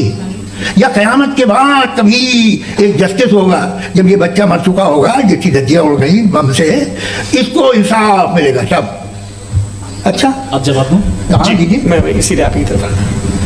सबसे पहले आपने रेवलेशन और स्क्रिप्चर्स की बात की, इस पे मैं बात कर सकता हूं, लेकिन आज नहीं करूंगा क्योंकि वक्त कम है। कभी और इस पे डिस्कस करेंगे, मैं तैयार हूं उस पे भी बात करने के लिए। ये अभी से राउंड 2 की भूमिका तय हो रही है।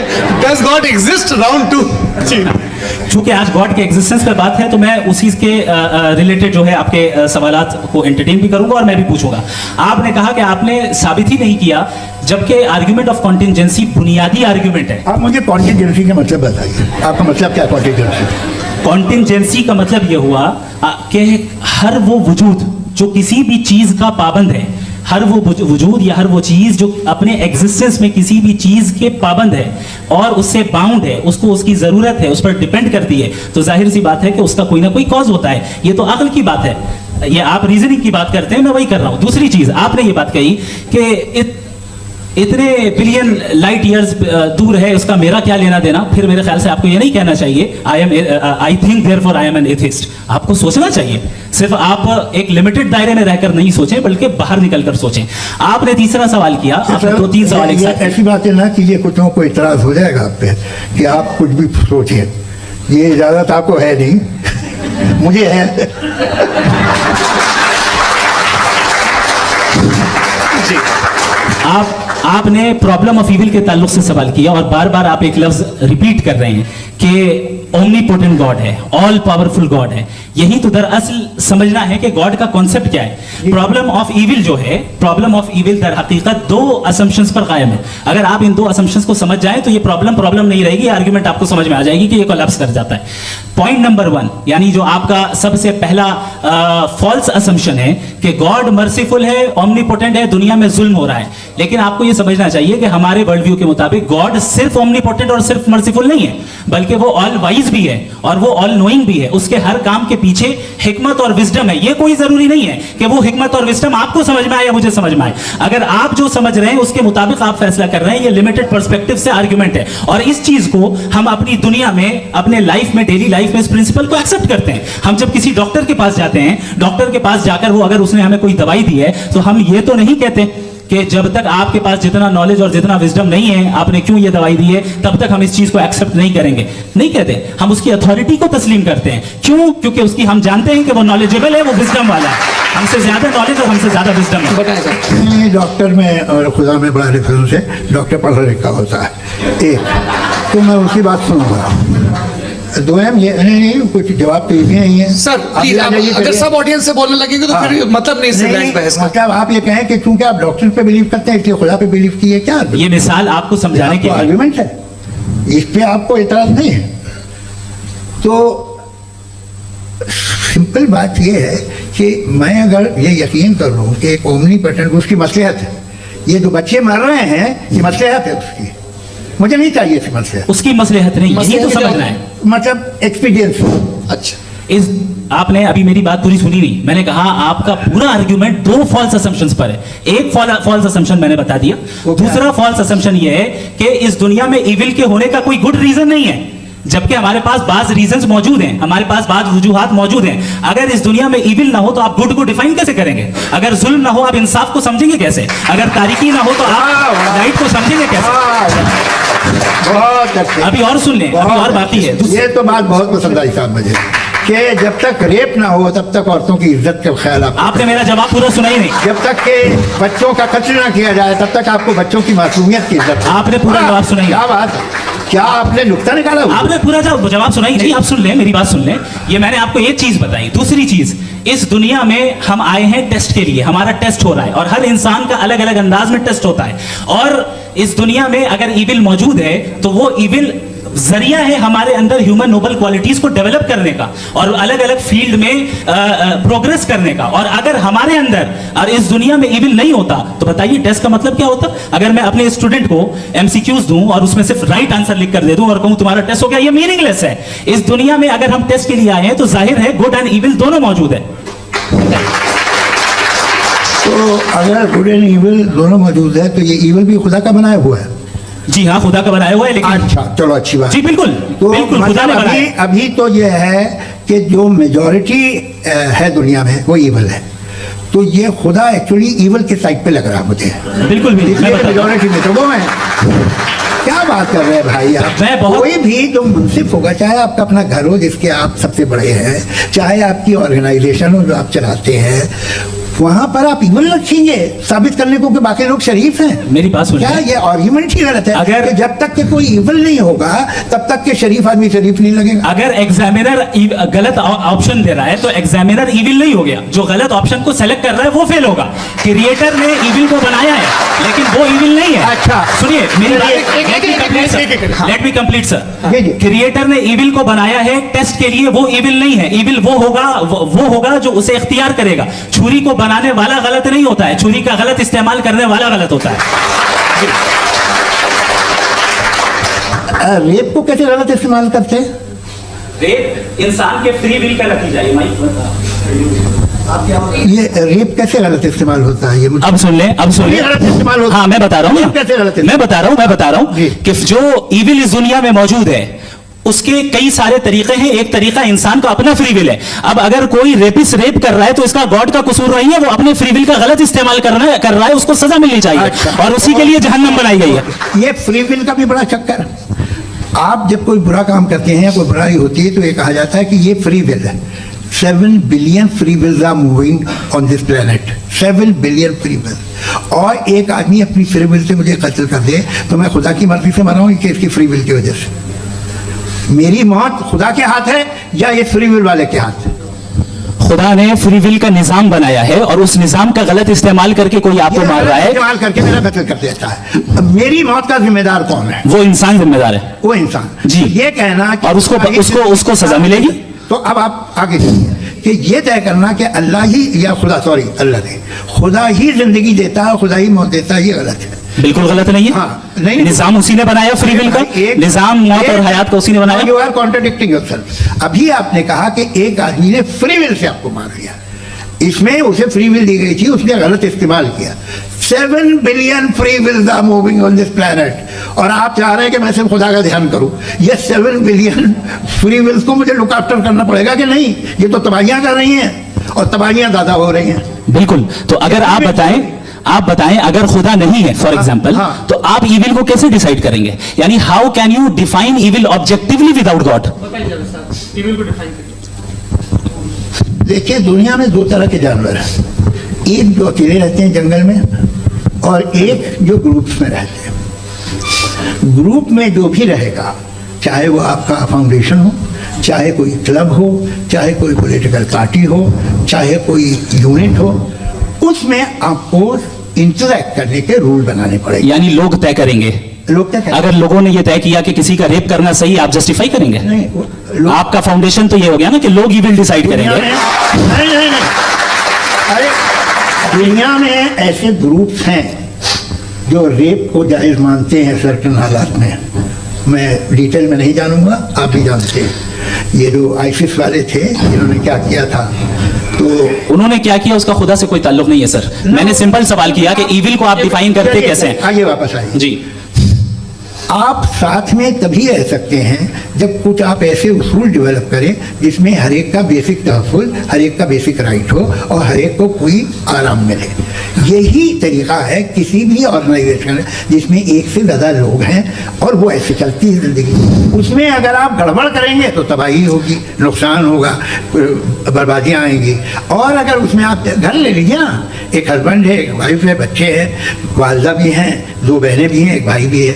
अब इसमें कोई निज़ाम आपको चाहिए साथ में रहने का, और एक दूसरे पे भरोसा रहे, एक दूसरे के बही ख्वाह हों, एक दूसरे की मदद करें, ऐसी जिंदगी। सर आपकी बात आ गई। आप ये कह रहे हैं कि लोग डिसाइड करेंगे क्या सही है क्या गलत है, यही है? मेजॉरिटी डिसाइड करेगी क्या सही है क्या गलत है? अरे भाई बिल्कुल। मेजॉरिटी अगर ये कहे कि नाजी जर्मनी के साथ जिस तरह मेजॉरिटी थी कि जेनोसाइड करना सही, आप जस्टिफाई करेंगे?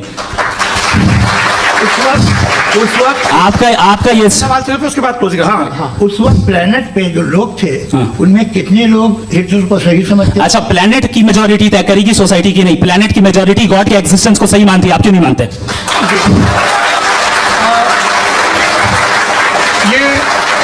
हेलो ये क्रॉस क्वेश्चन का राउंड यहाँ पर समाप्त होता है। और ये बड़ा अच्छा है कि इस तरह से फ्रेगमेंट कर दिया गया ताकि जो मर्करी ऊपर जा रहा है जवाब दे दूं। जी, प्लेनेट की ज्यादातर मेजॉरिटी कुछ दूसरे मजहबों के खुदा को मानती है। आप उन्हें क्यों- नहीं, आप तो मेजॉरिटी की बात कर रहे अच्छा, ये हैं। closing argument। आप ये कह रहे हैं इविल और गुड को डिसाइड मेजॉरिटी करेगी। मेजॉरिटी जो कर देना सही हो जाएगा। अरे क्लोजिंग इसको जैसा आप ही लोगों ने तय किया है उसी फॉर्मेट को फॉलो कर लेते हैं। हाँ भाई, मैंने तो भले लोगों पे एतबार किया और तब मॉडरेशन तय किया। जी, आपके पास 5 मिनट का वक्त है, क्लोजिंग आर्ग्यूमेंट है, उसके बाद हम ऑडियंस से क्वेश्चन आंसर लेंगे। जावेद साहब के क्लोजिंग आर्ग्यूमेंट के बाद। Okay, Time starts now। बहुत शुक्रिया जी, हमारा जो टॉपिक है डज गॉड एग्जिस्ट, मैं इस पे इतने एकेडमिक तैयारी करके आया था। मुझे था कि मैंने सोचा था कि कई सारे मैं आर्ग्यूमेंट्स दूंगा, लेकिन वक्त की भी किल्लत और जावेद साहब बार बार इधर उधर चले जा रहे थे तो उसको भी थोड़ा एंटरटेन करना पड़ गया। डज गॉड एग्जिस्ट पे मैं एक ही आर्ग्यूमेंट दे पाया। आर्ग्यूमेंट्स बहुत हैं और डेफिनेटिव आर्ग्यूमेंट्स हैं, और मेरे आर्ग्यूमेंट को किसी एक राउंड में भी इन्होंने एंटरटेन नहीं किया और रेफ्यूट नहीं किया। एक राउंड में भी नहीं, एक राउंड में भी नहीं। कौन सा? और ना ही अभी आपका क्लोजिंग आर्ग्यूमेंट नहीं, वो आएगा। बता देना। Argument of contingency sir. अरे मैं आपसे कई बार कह चुका हूँ कंटीजेंसी का मतलब। अब मैं कैसे समझाऊं आपको आपस में, हाँ, आप और कितने आसानी से समझाऊं मैं? मुझे तो नहीं समझ में आ रहा है। आप अपनी कंटीजेंसी उर्दू में बोल सकते हैं। हाँ, आप अपनी बात पूरी कर लें जी। आखिरी 4 मिनट। दूसरी चीज, just a minute please ma'am, can I talk? दूसरी चीज ये है कि आपने एक तो इसका जवाब नहीं दिया, दूसरा आपने गॉड के ना होने पर कोई डेफिनेटिव आर्ग्यूमेंट नहीं दिया। सिर्फ मजहब पे बात कर रहे हैं आप। मजहब तो आज हमारा टॉपिक ही नहीं था। आज तो हमारा टॉपिक हो, आप मजहब से ले लेकर आईएस तक चले गए। भाई हमारा क्या ताल्लुक है उससे?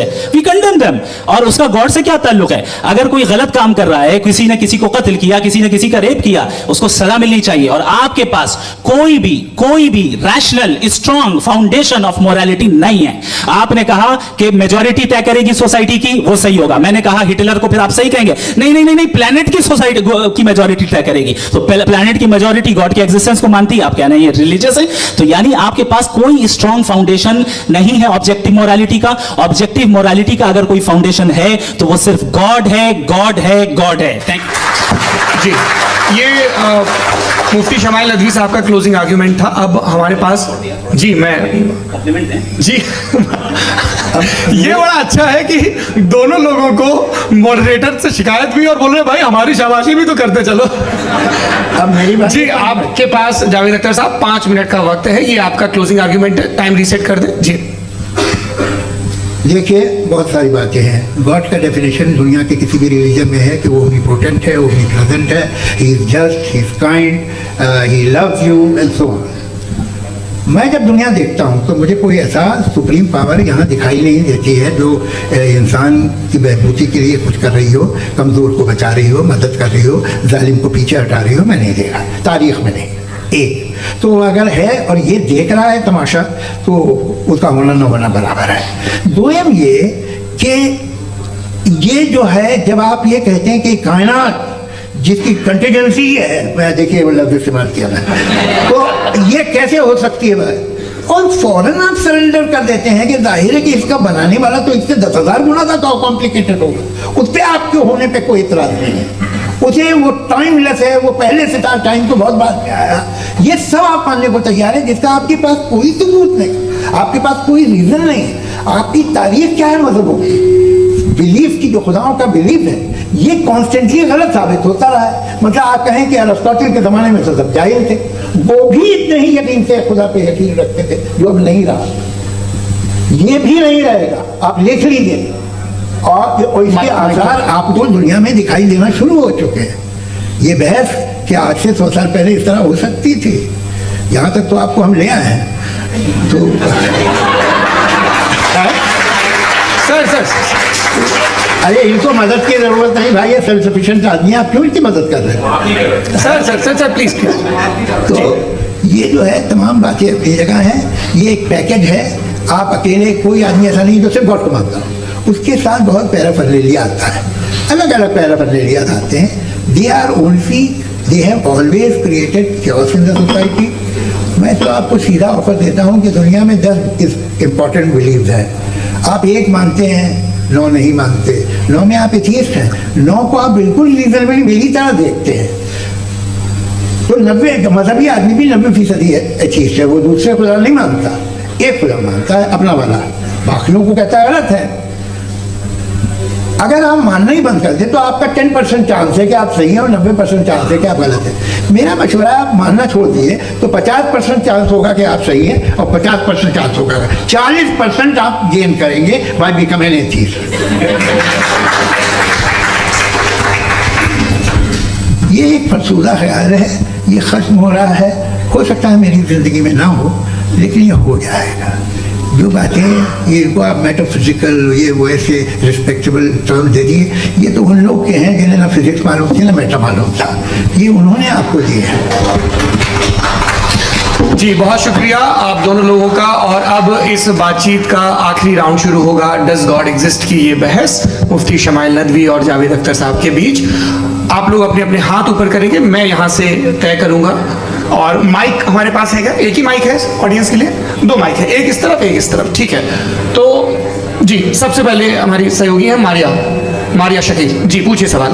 थोड़ा सा रुकेंगे ताकि कैमरे का फ्रेम आप पर आ जाए, आपकी तो प्रैक्टिस है टीवी की। जी नदवी साहब, मैं खुदा को मानती हूँ, पहले मैं इसी प्रमाइस से शुरू कर रही हूँ और ये बता रही हूँ आपको, मैं मानती हूँ।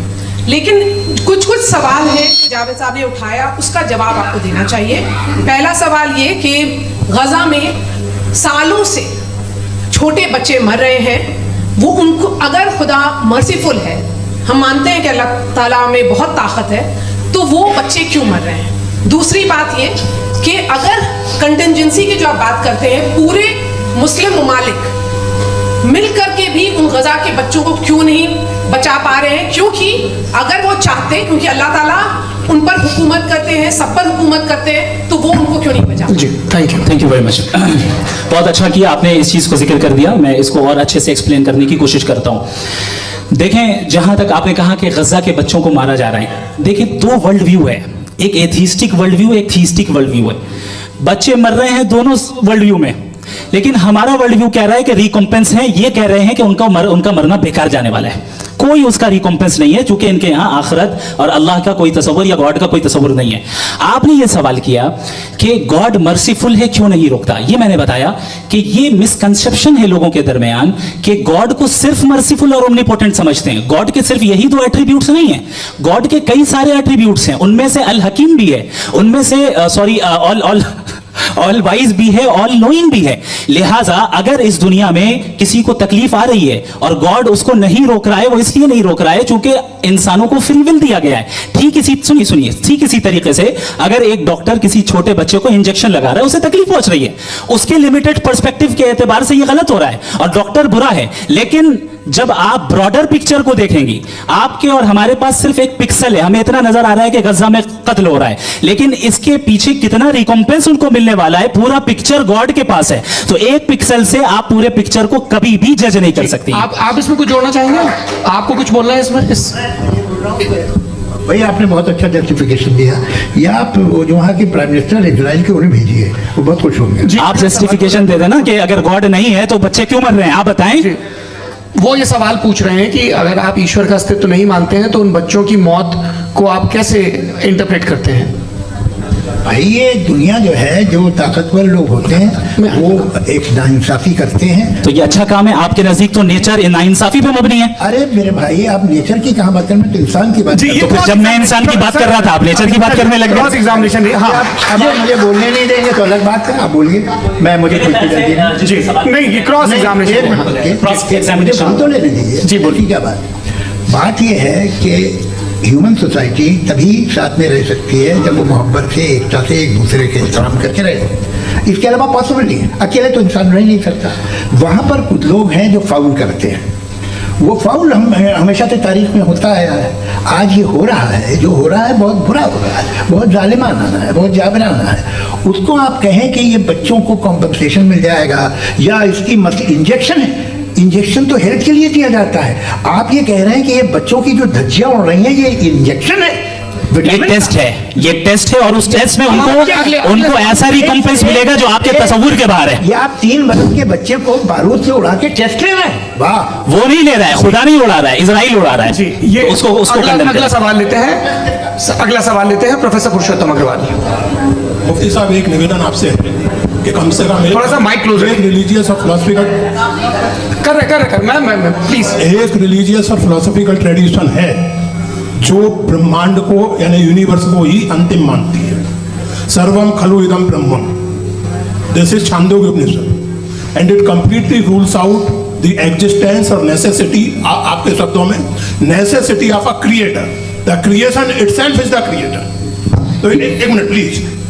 दूसरा जो सवाल आपने अभी, जो आप बार बार कह रहे हैं कि भगवान विद्वान भी है, वाइज, सब जानने वाला, तो अगर विजडम में दुनिया भर के पापों और अत्याचारों को बर्दाश्त करना शामिल है, तो फिर इसका मतलब ये हुआ कि अगर मैं फ्री विल से उसको अपोज करता हूं तो ईश्वर की विजडम और मेरी फ्री विल में कॉन्ट्राडिक्शन है। Because when I am opposing whatever is happening in Gaza, then I am opposing the God's will और गॉड्स विजडम। जवाब लेते हैं। तो गॉड की विजडम में, एक मिनट सर प्लीज सर, ये एक जुमला, गॉड की विजडम है कि गाजा में जो कुछ हो रहा है वो हो रहा है, मैं उसको अपोज कर रहा हूं, तो मैं गॉड की विजडम के खिलाफ जा रहा हूं। एक सवाल। दूसरा ये, नहीं, आपने 2 ऑलरेडी। सर आप और सवाल कर ले, लेकिन मुझे 2 जवाब देने हैं। पहले आपने ये कहा, सुनिए मेरी बात सुनिए। इजराइल के मुताबिक तो मैं ठीक हो रहा है ना? नहीं हो रहा है, ठीक नहीं हो रहा है, मैं बता रहा हूँ क्या हो रहा है। आप तशरीफ रखिए, मैं बता रहा हूँ क्या हो रहा है। Let me complete please. एक सेकंड। ये देखिए, ऐसा है कि ये सब बड़ा आपस में विचार विमर्श के बाद ये तय हुआ था कि कुछ नियम बना लिए जाएं ताकि एक टाइम बाउंड बातचीत चले। और भाई साहब, आप बड़ा जरूरी काम कर रहे हैं लेकिन कैमरे के फ्रेम में आके उस काम को गड़बड़ कर दे रहे हैं। ठीक है गुरु, अब मेरे को कहीं का गुस्सा कहीं निकालना पड़ा, सॉरी। नहीं, कोई गुस्सा नहीं है जी। तो प्रोफेसर ने सवाल पूछे, आप उनके जवाब दें, और थोड़ा ये सब लोग थोड़ा ख्याल रखें भाई, सवाल संक्षिप्त रखें जी। आपने 2 सवाल किया। सबसे पहला ये कहा कि हमारे पास ये कॉन्सेप्ट है कि ये यूनिवर्स खुद नेसेसरी बीइंग है, creation itself is the creator. How irrational is this कि मैं एग्जिस्ट करूंगा बाद में, लेकिन अभी एग्जिस्ट कर भी रहा हूं, यानी एक ही टाइम में एग्जिस्ट भी कर रहे हैं, नहीं भी कर रहे हैं। This is not true. दूसरी चीज आपने कहा कि अगर इजराइल में, सॉरी माफ कीजिएगा, Israel doesn't exist, occupied Palestine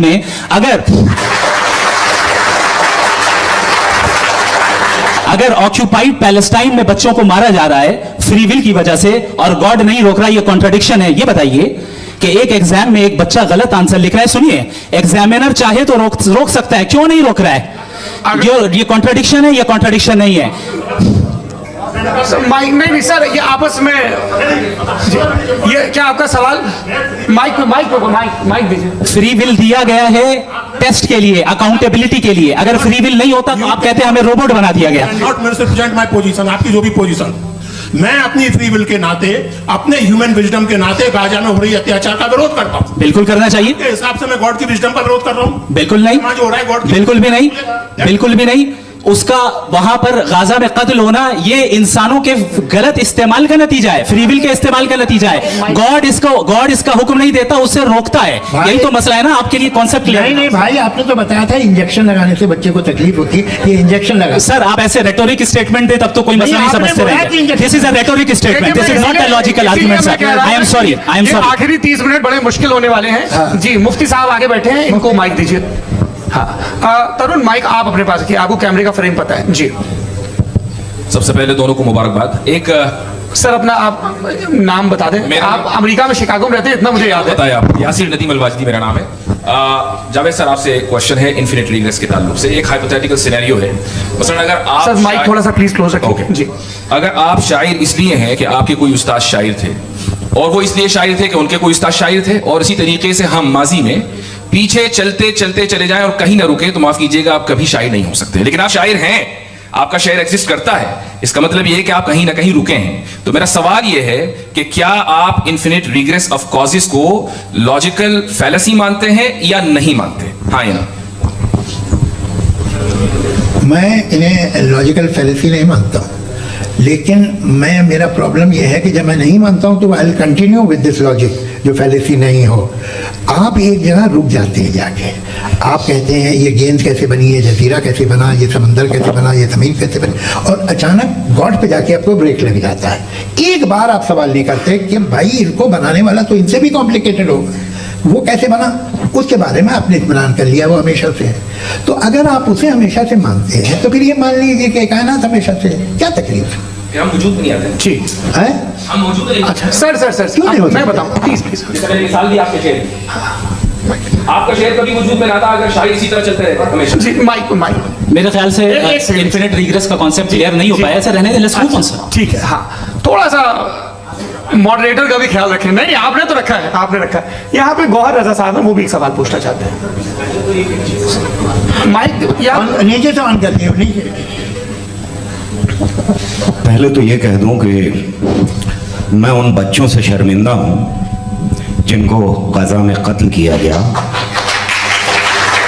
क्योंकि हमारे होते हुए कत्ल किया गया। लेकिन उससे ज़्यादा शर्मिंदगी इस बात से हुई कि मुझे लगा कि मुफ्ती साहब उसको जस्टिफाई कर रहे हैं। बिल्कुल भी नहीं, आप बहुत ही गलत मुझे बात- लगा मैं गलत हो सकता हूं। बिल्कुल गलत मैं है। सवाल पूछ रहा हूं। सवाल मैं देखिए, सवाल अगर पूछ रहा हूं। एक मैं जावेद भाई से डिसएग्री करता हूं। एक सेकंड देखिए, अगर देखिए ऐसा एक सेकंड आप सर वेट अरे आप मेरे पहले मुझे अपनी बात क्या लेने दीजिए।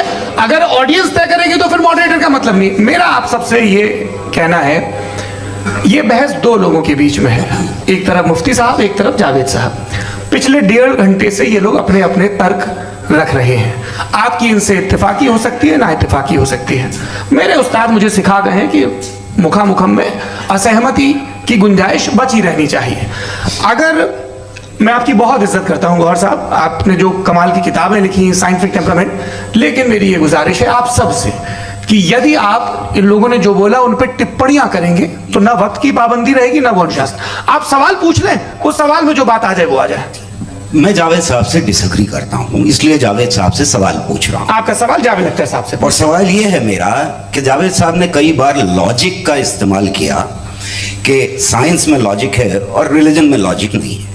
मेरा ख्याल ये है कि रिलीजन में भी लॉजिक है, लेकिन उस लॉजिक की बेसिस ये है कि आप रुक जाते हैं, जिसका जिक्र जावेद साहब ने बार बार किया, यानी खुदा के तसव्वुर पे आते हुए, गॉड के तसव्वुर पे आते हुए रुक जाते हैं। और इसमें सवाल पूछना मतलब फॉरबिडन होता है। सवाल यह है कि क्या जावेद साहब इससे अग्री करते हैं कि साइंस की लॉजिक अलग है और रिलीजन की लॉजिक अलग है? बताइए सर। देखिए, तीन चीज़ें हैं, साइंस है, एक है मंतिक है, इस्तिदलाल है, और एक जो है कुछ भी नहीं है, फेथ है, अकीदा है। मैं अकीदे की लॉजिक का कायल नहीं हूँ। मुझे आप इस्तिदलाल से, लॉजिक से, रीज़न से समझाइए, मैं मानने को तैयार हूँ, मेरा क्या नुकसान होगा। लेकिन ये कि अकीदे पे मैं नहीं जा सकता हूँ। अकीदे का मतलब है कि तुम ये मान लो, सवाल ना करो, ये नहीं। आप सारी बातें करके, बड़ी साइंटिफिक बातें करके एक जगह जाके खुदा के वजूद पे रुक जाते, सरेंडर कर देते। मैं सरेंडर करने को तैयार नहीं। That's all। जी, ये आगे सर बैठे हुए हैं, इनको माइक दीजिए। भाई वो आप पूछना चाह रहे थे ना? हाँ, नहीं मैं Thank you। जी, आपका नाम? आसिम इफ्तिखार। आसिम जी, पूछिए। सर, जावेद सर से सवाल है कि आपने अपने क्लोजिंग माइक थोड़ा करीब है। अपने क्लोजिंग स्टेटमेंट में ये बात कही थी कि मज़हब का जो फ्यूचर है वो ज़्यादा दिन नहीं जाने वाला है, लेकिन मैं देख पा रहा हूँ कि जो ऑक्सफोर्ड यूनिवर्सिटी की एक स्टडी है 2011 में हुई है, जिसके 50 एकेडमिशियंस ने इसको अंजाम दिया था, उसमें वो ये कहते हैं कि जो फेथ इन गॉड है वो इनबिल्ट है ह्यूमन नेचर के अंदर, जिसको हम कहते हैं फितरत के अंदर शामिल है वो। और वो ये कहते हैं कि अगर कोई ये समझता है कि मज़हब को वो ख़त्म कर देगा तो ये उसकी गलत फहमी है। तो आप इसके बारे में, इस स्टडीज़ के बारे में क्या कहते हैं? ठीक है, मैं उनसे एग्री नहीं करता हूँ। वो कौन से प्रोफेसर होंगे? ऐसा उनके क्या पास डेटा है, इन्होंने डेटा के बेस होगा? डेटा क्या हो सकता है? फ्यूचर का डेटा तो नहीं हो सकता ना उनके पास। प्रेजेंट का डेटा हो सकता है। डेटा आपने सुना 100 साल पहले का बात का डेटा? मैंने तो नहीं सुना आज तक। तो आज उनकी ये राय है और होगी राय, ठीक है। दुनिया में तरह तरह की राय है लोग, लेकिन मैं समझता हूँ कि वक्त के साथ इंसान ज़्यादा से ज़्यादा रीजनेबल और लॉजिकल होता जा रहा है। आज आप देखिए वेस्टर्न यूरोप में क्या परसेंटेज है नॉन बिलीवर्स की, बहुत हाई। वहाँ चर्च खाली पड़े होते हैं। तो अल्टीमेटली तो इंसान कोई ऐसी बात बहुत अरसे तक नहीं मान सकेगा, चाहे गलत या सही, जो उसे, उसके दिमाग को, उसके जहन को, उसके लॉजिक को अपील लगे। वो कह रहे हैं तो ऑक्सफोर्ड के होंगे, तो कैम्ब्रिज के होंगे, मुझे क्या लेना देना। उनका डेटा मुस्तकबिल का नहीं हो सकता है। जी, दीपक, हाँ पूछिए। मैं आऊंगा, अभी पीछे की साइड में आऊंगा, माइक वहीं भेजूंगा 2-3 साल के लिए। जी जावेद साहब, आपसे सवाल है। नमस्ते। अरे भाई सर, अगर आप ही लोग को तय करना है तो फिर सब, फिर 200 लोग तय कर लेंगे। नहीं sir, please don't do this sir. Sir, everybody has a right sir, but we can only take selected questions. No no sir, भाई, ये यंग लोग भी हैं तो इनकी ये अब उतने यंग, भाई आप यंग हैं कि नहीं हैं? एक मिनट, वो कह रहे हैं वो भी यंग है पूछ रहे हैं साहब। भाई। आप उनकी नौजवानी पर दावा उनको ही करने थे। हाँ मुफ्ती साहब, आप यंग, हाँ पूछे। अरे भैया सर, मेरा सवाल ये है, इनसे भी तो पूछो जी। नहीं, बस आपसे एक सवाल है। जैसे थीस्टों के पास, अपने जो ईश्वर को मानते हैं, उनके पास अपने सोशल गेट टुगेदर्स हैं। 5 रोज़ा क्रिसमस आने वाला है, होली है, दिवाली है, ईद है। एथिस्ट क्या ऑफर कर रहे हैं? मतलब मैं इनकी दुकान से बुर में आना चाहता हूँ उस तरफ, पर मैं अट्रैक्ट नहीं हो पा रहा हूँ। मैं सोशल गेट टुगेदर्स क्या है आपके पास? वो ये कह रहे हैं कि जो धार्मिक लोग हैं, अलग अलग धर्म के लोग, उनके उत्सव त्योहार कॉन्ग्रेगेशन बहुत हैं। अब आपको मैं एक सुनाता हूँ, यहाँ हिस्टोरियन भी बैठे हैं। मिर्जुला जी, आप बताइएगा सही है क्या? ये एक कॉन्स्टेंटाइन, एक ग्रीक रोमन बादशाह था, जो क्रिश्चियनिटी आने के 400 साल बाद उसने डिसाइड किया कि मैं क्रिश्चियन हो जाऊंगा, मेरी पूरी स्टेट कैंसिल हो जाएगी। उस जमाने में ऐसे ही होता था, राजा जो धर्म इख्तियार करता था वो जनता भी कर लेती थी। इसलिए कि वो हो गया था बैंकरप्ट, और उसे जो मेडिटेरियन कोस्ट के रिच क्रिश्चियन वो थे मर्चेंट, उससे पैसा चाहिए था। तो उसने कहा यार क्रिश्चियन हो जाओ। तो उसने अपने वजीर से कहा कि भाई ये हिस्ट्री है कि अब हम लोग क्रिश्चियन हो जाते हैं। पहले सर हो जाएंगे, कोई प्रॉब्लम नहीं है, लेकिन एक प्रॉब्लम ये है कि 17 दिसंबर से 25 दिसंबर तक जो पेगन फेस्टिवल होता, जो पेगन स्टेबल हो, जो फेस्टिवल होता है वो बंद हो जाएगा, इसलिए कि हम क्रिश्चियन हो गए तो होगा नहीं। तो वो बच्चों को बहुत बुरा लगेगा, पब्लिक को बहुत इंजॉय करते हैं, खासतौर से 25 को मेन डे। तो उसने कहा ये तो सही कह रहे हो, ये जीसस क्राइस्ट की पैदाइश कब थी? पहले साहब वो अप्रैल में थी, नहीं कट करो, वो 25 दिसंबर को है। ये हकीकत है जी। और 400 साल बाद क्रिश्चियनिटी के अप्रैल से दिसंबर ले आए, और इसलिए कि यहाँ पेगन फेस्टिवल होता था। अब मनाते हैं आप आराम से। ये जो सारे फेस्टिवल हैं, ये रिलीजन से, हर एक को एक इंटरटेनमेंट डिपार्टमेंट चाहिए होता है अपनी कंपनी चलाने के लिए। तो ये रिलीजन नहीं, ये सेकुलर त्योहार थे जिन्हें रिलीजन्स ने ले लिया है। ये मौसम के थे, फसलों के थे, किसानों के थे, उसको आपने लेके रिलीजियस रंग दे दिया। ये कोई रिलीजन से थोड़ी आए आप। अच्छा हमें देखिए, हम तो मुल्द हैं, हम ईद मनाते हैं, हम दिवाली मनाते हैं, हम होली मनाते हैं, हम क्रिसमस मनाते हैं। बम्बई की फिल्म इंडस्ट्री की सबसे बड़ी होली हमारे घर में, सबसे बड़ी ईद हमारे घर में होती है। वो हमारी सोशल वो है, हमारे हेरिटेज है। ऐसा थोड़ी है कि we will throw the baby along with the water. ये तो अच्छी चीज़ है, इन्हें रखो, तो बेकार है फेंक दो। जी हाँ, हेलो जी, मेरा सवाल नादवी जी से है। जैसा कि आपने बोला कि गॉड टाइम के भी परे है और गॉड इतनी कॉम्प्लेक्स चीज़ है कि उसे ह्यूमन माइंड समझ नहीं सकता, और गॉड ने अर्थ पे फ्री विल भी दे दी है, तो आप अपना वक्त ज़ाया क्यों कर रहे हैं गॉड के बारे में बात करके? अपन को तो बात करनी चाहिए कि सोसाइटी को बेहतर कैसे करें। जी, मैं गॉड वही बताता है सोसाइटी को कैसे बेहतर करें। अभी मैं आपका जवाब देता हूँ। आपने कहा कि टाइम पे वो एग्जिस्ट नहीं करता, सो नहीं, मेरा सवाल ये है कि जैसा आपने बोला कि गॉड बहुत ही कॉम्प्लेक्स चीज है, मैंने कहा ही नहीं कि कॉम्प्लेक्स है, तो आपके अल्फाज हैं। कॉम्प्लेक्स का लफ्ज गॉड के लिए सुटेबल नहीं है। क्यों? क्योंकि कॉम्प्लेक्स वो चीजें होती हैं जो ऑब्जेक्ट हो। God is not an object जिसको आप इंस्ट्रूमेंट के जरिए लेबोरेटरी में जाके टेस्ट करें, oh it's very complex. No, वो कोई कार का इंजन नहीं है। मेरा वो फिलोसॉफिकली नेसेसरी बीइंग ऐसी बीइंग है जो सिंपल बीइंग है। हाँ, आप उसको मुकम्मल तौर पे उसकी तमाम हिकमतों को जान ले और हर चीज को जान ले, ये पॉसिबल नहीं है, क्योंकि वो ऑल वाइज है, आप ऑल वाइज नहीं है, और वो खुदा है, वो आपको सारी चीजें बता दे, ये जरूरी नहीं।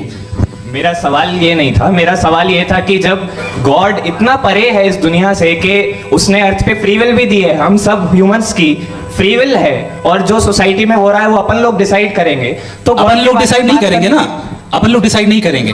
गॉड जो है, गॉड ने वो उसकी जात, उसकी एग्जिस्टेंस टाइम एंड स्पेस से परे है, लेकिन वो हमारा टेस्ट ले रहा है और उसी गॉड ने हमें बताया कि तुम्हें क्या करना है क्या नहीं करना है, तो जाहिर उस गॉड की बात सुनेंगे ना। जी, वो पीछे एक चश्मा लगाए जो मैम खड़ी हैं, उनको दीजिए। हाँ, आप जी जी बिल्कुल आएंगे। देखिए, मैं कोशिश कर रहा हूँ सब तरफ जाने की। हाँ, उनको दीजिए माइक। जी, हेलो सर, मैं ओमनी प्रेजेंट नहीं हूँ, टाइम पाबंद हूँ, और जहां तक कोशिश कर सकता हूँ करूंगा। जी, आपका नाम बताइए। मेरा नाम उर्सुला है, मैं दिल्ली यूनिवर्सिटी की एक स्टूडेंट हूँ और मैं स्टूडेंट फेडरेशन ऑफ इंडिया से हूँ। मेरा सवाल मुफ्ती जी से है कि इस हॉल के इस कमरे में बैठ के हम लोग रेप की मोरालिटी के बारे में फिलोसफिकली बात तो कर सकते हैं, बट असलियत ये है कि रोजमर्रा की जिंदगी में औरतें रेप के थ्रू गुजरती हैं, और हम लोग सिर्फ नंबर्स पे इस तरह नहीं देख सकते, क्योंकि कितनी औरतें हैं इन कंट्रीज में जहां पे आप बता रहे हैं कि केसेस कम हैं, जिनका एक्सेस है कि वो जाके केस फाइल कर सके।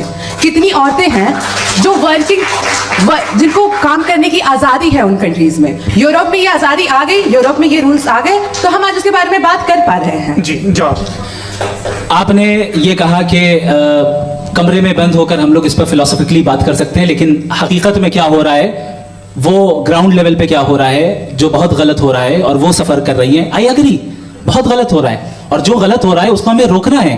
और क्यों रोकना है, वो गलत क्यों है? हमारे पास इसका ऑब्जेक्टिव फाउंडेशन है, इनके पास उसका ऑब्जेक्टिव फाउंडेशन नहीं है। मैं ये कहना चाह रहा हूं कि जहां पे भी जुल्म हो रहा है, जहां पे भी औरत पे जुल्म हो रहा है, या उसकी इज्जत लूटी जा रही है, या उसे तकलीफ पहुंचाई जा रही है, और सिर्फ औरत नहीं, किसी इंसान के ऊपर भी जुल्म हो रहा है, तो उसके खिलाफ खड़ा होना, ये मोरालिटी हमारे पास गॉड के पास से आई है। वरना जावेद साहब तो कह रहे हैं कि जो है मेजॉरिटी डिसाइड करेगी, तो मेजॉरिटी तो कभी भी बदल सकती है। क्या आप ये थोड़ी सी आपको गलतफहमी है। मैं अगर मेरे जुमले से ये मतलब निकला या मैंने कहा, तो ये जुमला मैं वापस लेता हूँ, ये मेरा मतलब ही नहीं था कि मेजॉरिटी डिसाइड करेगी। मेजॉरिटी डिसाइड करे तो दुनिया में बड़ी। वैसे आपने कहा था ये जुमला, मैं मान रहा हूँ, बाद में रिकैप कर लेंगे। अरे एक सेकंड, मैं अपनी एक्सप्लेनेशन देता हूँ। मुनासिब बात यह है कि हम सब के सब दिल में जानते हैं कि क्या अच्छा है क्या बुरा है, हमें पता है अच्छी तरह। जो लोग बुरे काम करते हैं उन्हें भी मालूम अच्छा क्या है। यही तो सवाल था हजरत कि फिर ये मोरालिटी आई कहां से? Cross examination. हाँ जी, हाँ। मोरालिटी साथ रहने की डिजाइन से आई, यानी साथ रहकर जो कुछ कह दे, जो कुछ कर दे, वो हो जाएगा। नहीं, तो आप कायदे से रह ही कर सकते हैं जब तक लोगों में मोरालिटी हो, वरना आप क्यास हो जाएगा। ये आपको कैसे पता? जी, हमने देखा ना जहाँ मोरालिटी का क्यास हो गया, हम देखते हैं। कहाँ पे देखते भाई? दुनिया में।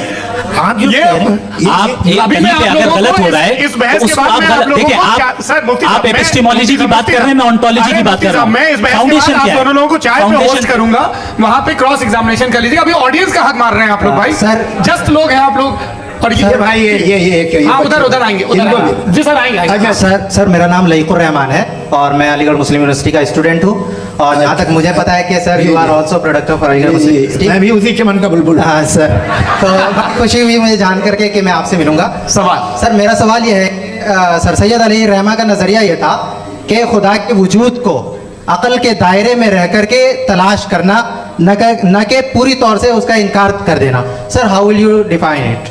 नहीं तो ये तो आप इन्हें बताइए। ये सर, सवाल आपसे के खुदा का वजूद साबित कर रहे हैं।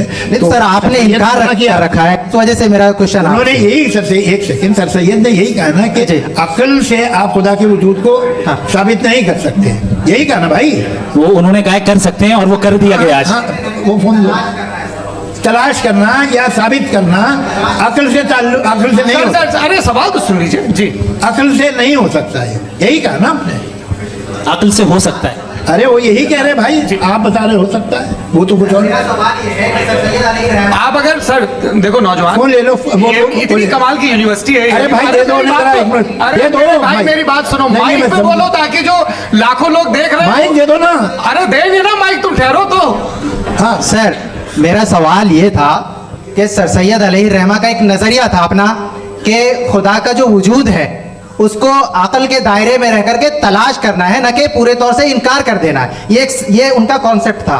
लेकिन मेरा सवाल ये है कि आप इसको कैसे डिफाइन करते हैं, एक्सप्लेन कैसे करेंगे, मैं आपसे जानना चाहता हूँ, क्योंकि you are the product of Aligarh Muslim university.